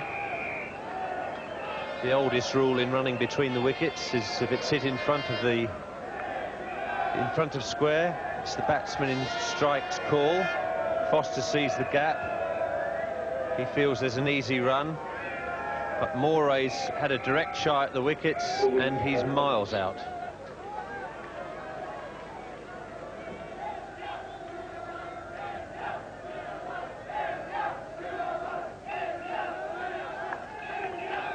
Valuable runs for Embury, 4. And the rare loose deliveries from Meninda Singh. Chetan Sharma's got a bit tired, so the Indian skipper taking it upon himself to try and mop up this England tail. Shot from Edmonds, they can get 3 there.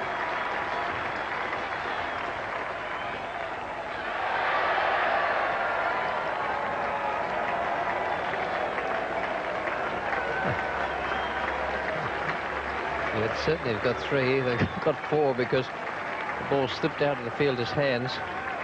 It's not going to be very popular for that. Ravi Shastri takes over from Meninda Singh. His figures were 15 overs, 4 maidens, 1 for 31.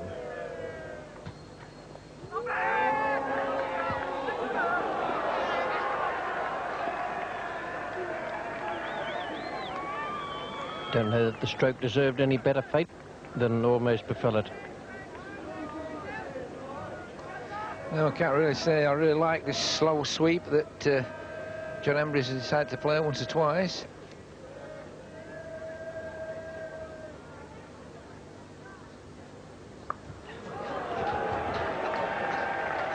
Not very elegant, but very effective.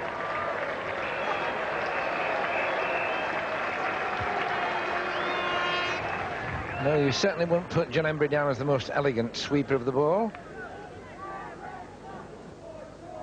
Meninda Singh.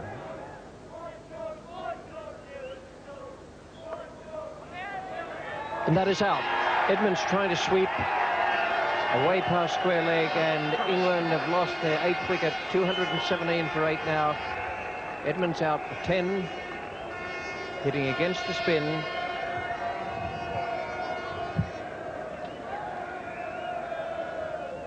See it from a different angle there, and Phil Edmonds not controlling the shot with the right hand like he should do. The right hand's got to come down, knock the bat down, and he really doesn't do that. He's going flat. Bruce French is the new batsman. Chandrakant Pandit fielding for Kapil Dev.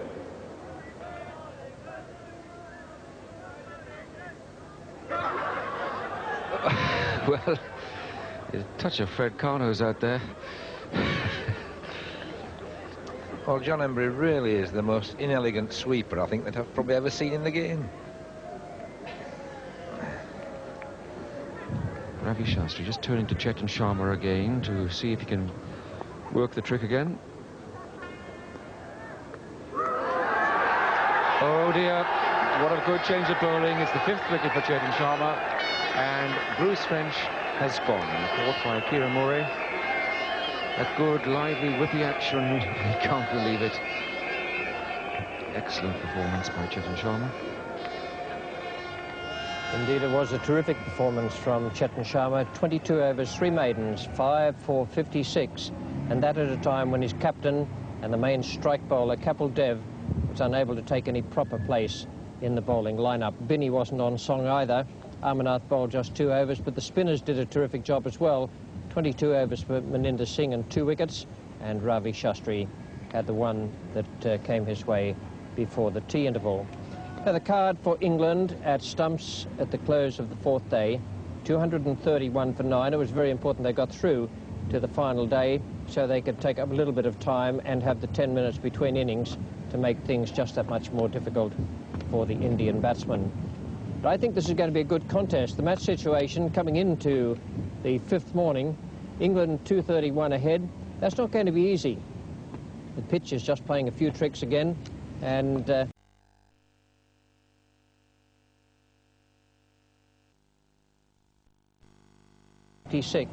and that at a time when his captain and the main strike bowler, Kapil Dev, was unable to take any proper place in the bowling lineup. Binny wasn't on song either.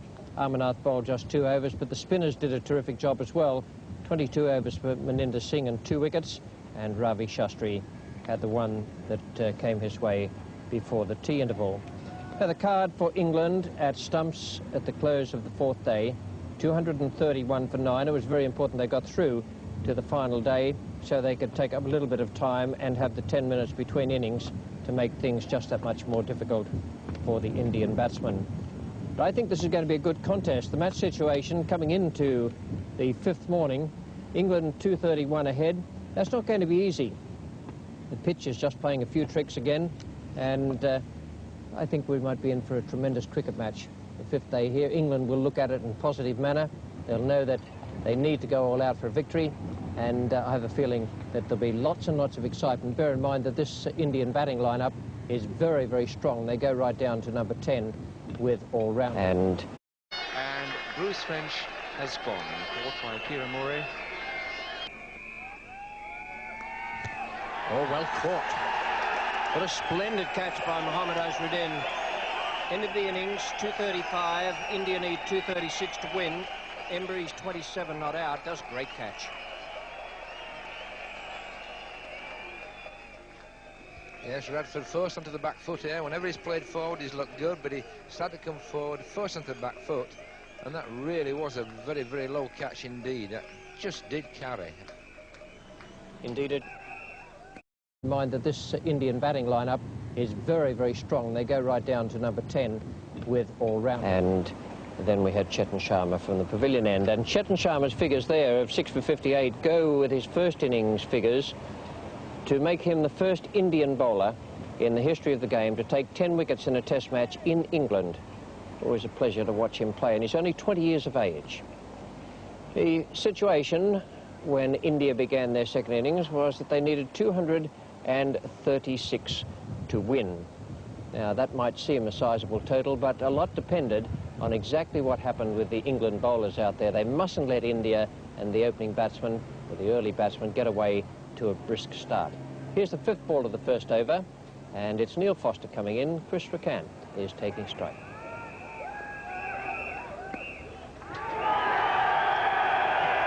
Just a question of whether or not he played at it, and I think he did, so it'll be 4 leg byes. It's very vital that England get the ball in the right line and length, and Neil Foster hurrying down the leg side. That's the 3rd time, and he can't afford to give runs away like that early on in the innings. Neil Radford. Didn't quite time that.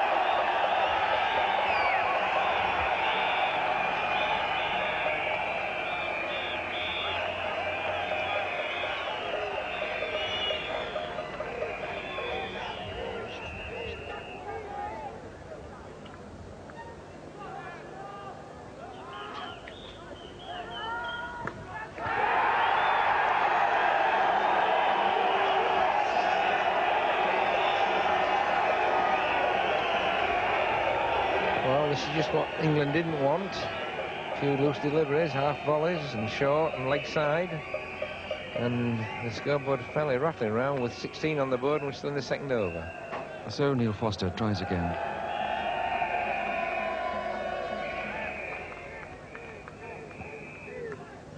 Oh dear, dear, that's it. The line has gone. Foster will know it, and so do the Indian supporters.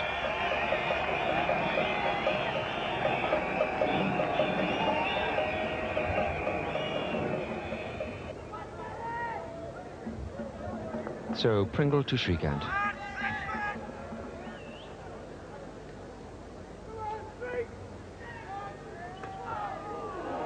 That almost got through Shrikant. Yes, Derek Pringle bowling very well so far in these 2 overs. Nipping back there and just getting that back leg in the way. I probably might just take the leg stump. Well, that's interesting. It's the change of end for Neil Foster.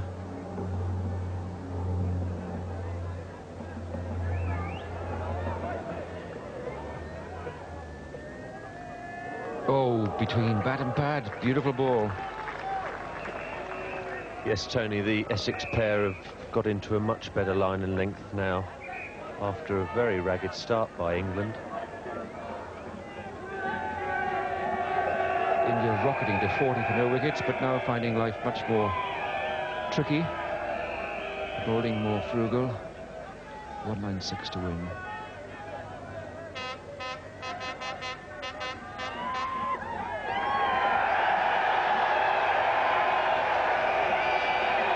Well, that's how we started. A succession of nudges down the leg side, very expensive for England.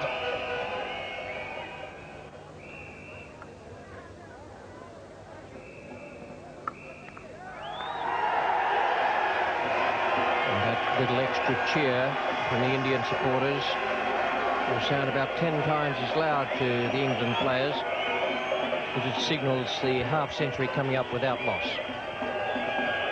So it is to be Phil Edmonds. Going to come on from the City end. Good sweep. And Radford lost it. Couldn't pick it up, and it's gone for 4, not very far away from him.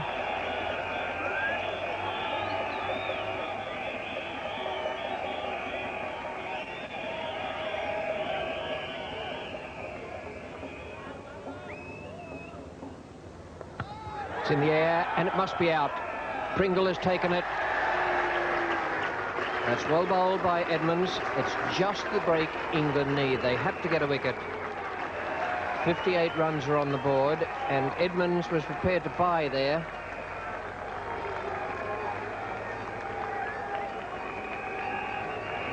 The first one went rocketing off the middle of the bat along the ground for 4, but that one takes the edge and lollops gently to Derek Pringle. The batsman is Mohinder Ramnath.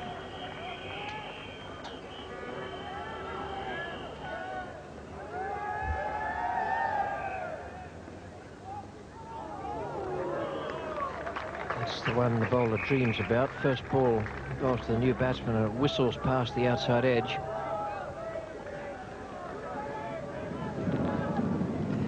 Five more runs added up to the lunch interval there. 65 for 1, India, and Amarnath is not yet off the mark.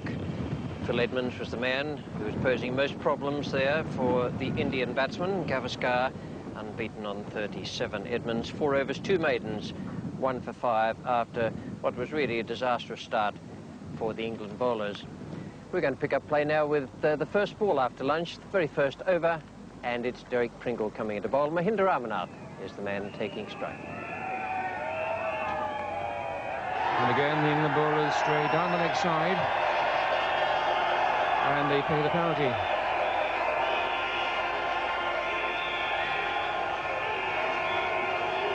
The morning session, India got a flying start, and this, the first ball after lunch, seems to be the same pattern.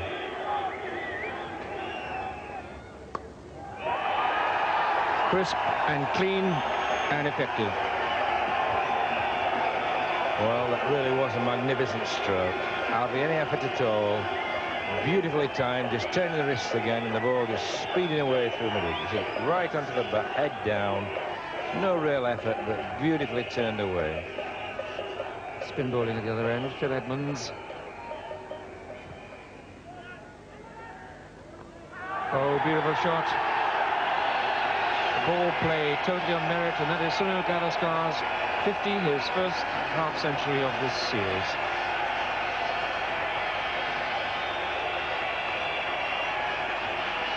In the first Test match innings of 34 and 22, in the second of 35 and 1, 29 here in the first innings, he's almost got going every time. But this is the little maestro's first half-century, and he is delighted with all his supporters at Birmingham. It's still to be Pringle from the commentary end to bowl to Amarnath. That's the one that got away. Actually, Mike Gatting got a fingertip to it very painfully too. And it's very important because that was flying through and would easily have beaten third man to the boundary for 4.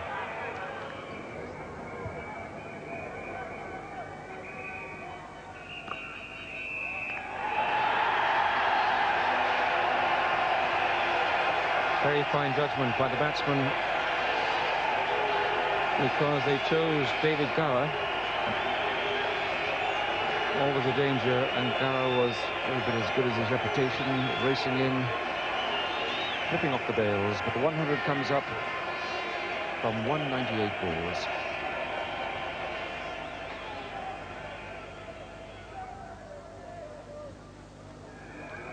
Certainly plenty of help in the wicket here for Phil Edmonds. Pitching roundabout off and really turning and bouncing.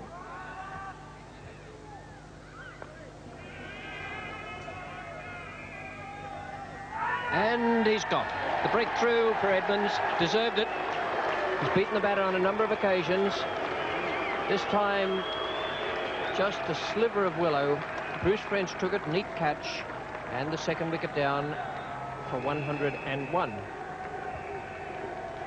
Yes, Phil Edmonds looking more likely to take a wicket than anybody else, and that's just about the perfect delivery. Pitching round about middle, a lot of spin. Bruce French taking it nicely. He's certainly had a pretty good Test match, and that's the breakthrough that England very badly needed, and they could do with another one as well if they're going to win this match. The little man at the other end is nicely entrenched at 52, and really they can't afford him to bat much longer if they're going to have a chance of winning the match. Embry a little finer. That's a big Gooch as well. Embry is gully now. Gooch has gone to the first slip.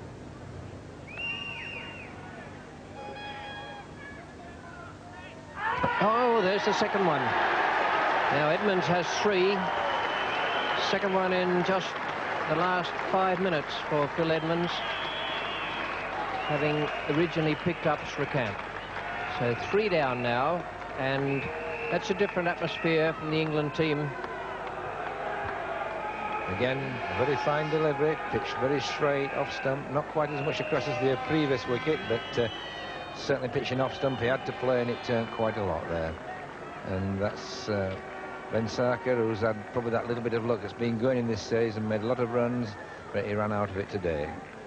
But certainly very fine bowling now from Phil Edmonds. I thought all along he had the temperament to bowl at this level when the pressure was on, and it's proving so at the moment. Mohammad Azharuddin comes out now. Neil Foster bowled from his commentary end with a new ball at the start of the Indian innings. Completely lost his line, fired the ball down the leg side, and Sunil Gavaskar and Shrikant helped themselves.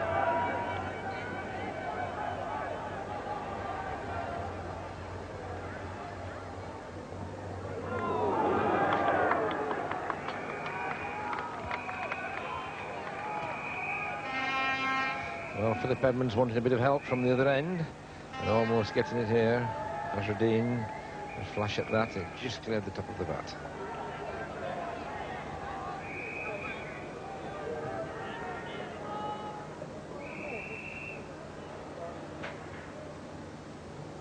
Oh, there it is.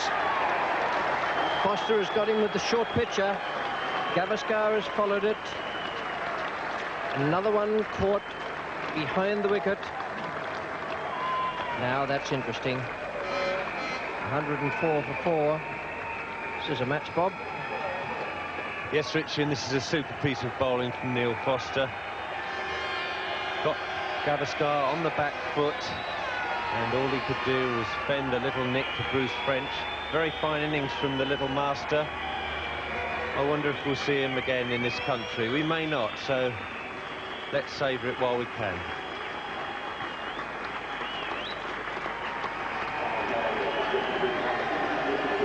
By Bruce French off Foster. 54 he made. No, 54 delightful runs.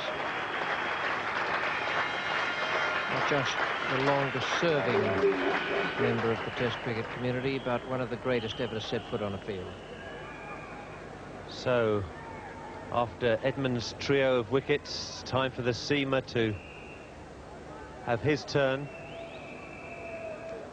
And with Gavaskar gone, we have 2 batsmen on no score, and England are able to start turning the screw.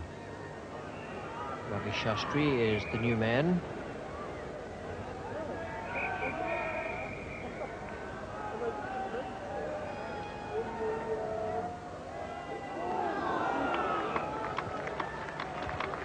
Just a whisker. And the vagaries of the Edgbaston pitch continue. Gavaskar's dismissal, the ball absolutely flew through to French, and this time it bounces a good 4 feet in front of him.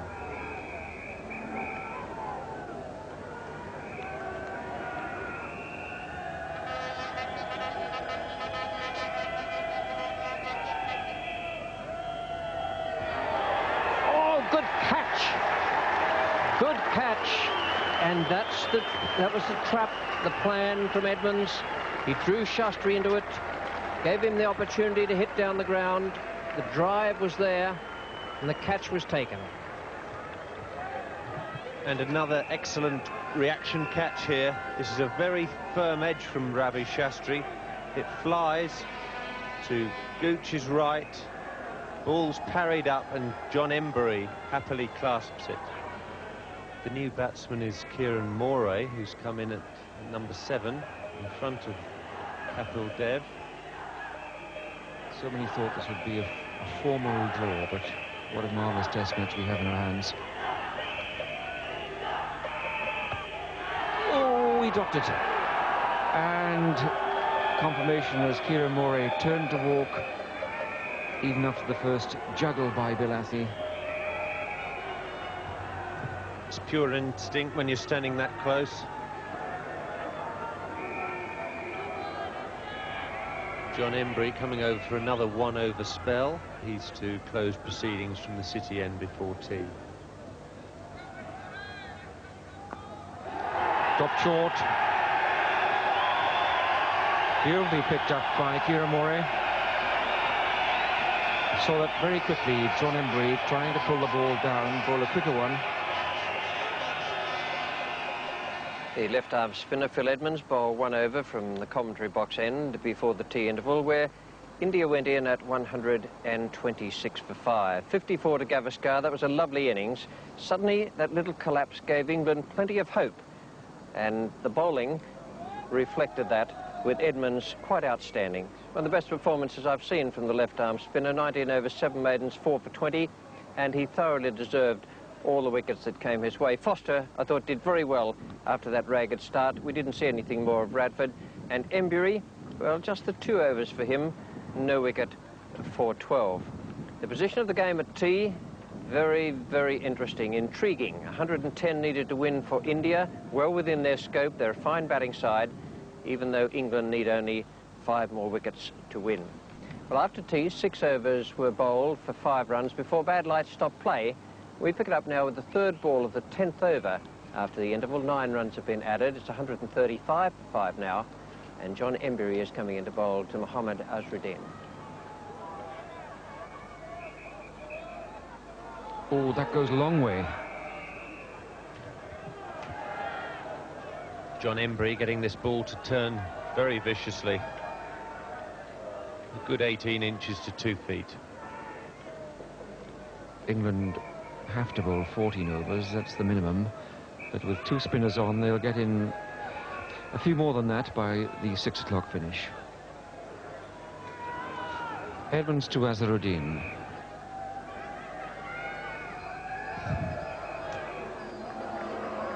A superb take by David Gower. There's an immediate reaction, not off the bat, of course. Gower, brilliant fielder at that silly point position.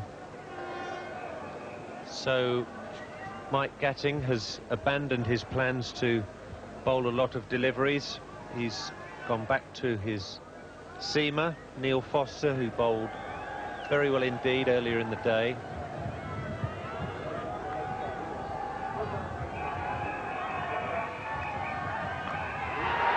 It's high, but it's square of Phil Edmonds.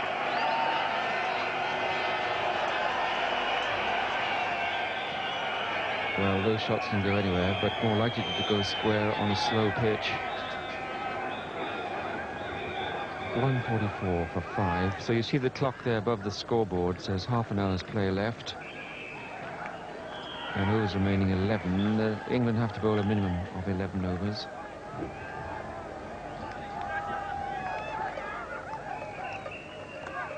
Oh, yes.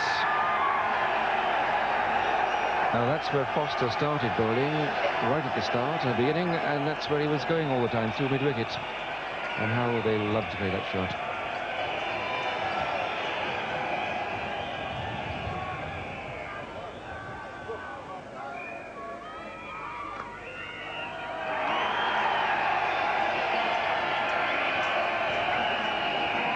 That brings up the 150.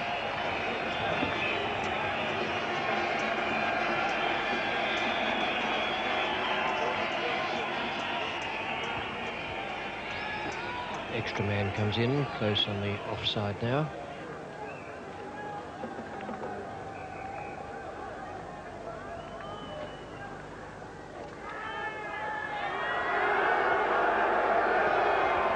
David Gower appealing for this one, but not many of the other England players.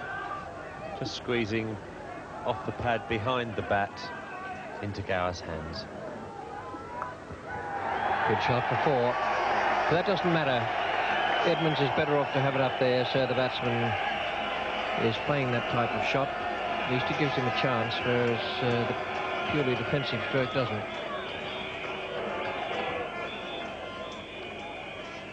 England now needing 1 wicket in every remaining over, or the equivalent thereof. But they weren't able to do it, I'm afraid. And 11 more runs were added to take the score up to 174 for 5 at the close of play. Very good innings from Kieran Moray. That will add to his test match experience. And Mohammad Azharuddin not out 29. Good partnership, one that India needed when those overs were lost. It meant that they couldn't win the game, but they had to knuckle down and make certain they weren't beaten. The bowling figures for England, most impressive after that very ragged start. Foster 1 for 48, bowled well later on, and Edmonds 28 overs, 11 maidens, 4 for 31. Emburey was sparely used there, 7 overs, 1 maiden, none for 19. Pringle 16 overs for 33, and Mike Gatting 2 overs for 10, found the outside edge with the very first ball he bowled, and got one to fly, and gave Bruce French a problem or 2. England's first innings 390, matched by India. England 235, and India needing 236 to win were 174 for 5. The match was drawn, and India won the series 2-0, having beaten England by 5 wickets at Lord's and then by 279 runs at Headingley. The third at Edgbaston was drawn. So Mike Gatting was the man of the series. As far as England were concerned, he was also man of the match, nominated by Bob Willis, and the Indian man of the series was Dilip Bensaka, and a very fine performance he put up with the bat, even if he did pick up a duck here today. Peter West talked with Mike Gatting, the bowler, and with Kapil Dev after the match. Mike, well played, 2 awards. Was one of them for bowling? I think it must have been, Peter, yes. Rather a lively spell, I thought. Also for a coming series, and good luck to everybody here watching the series. I think they will have wonderful series against New Zealand. I think that's a very good note to end on. Thank you both. Thank you, Captain. Overcast morning at Lord's, a capacity crowd.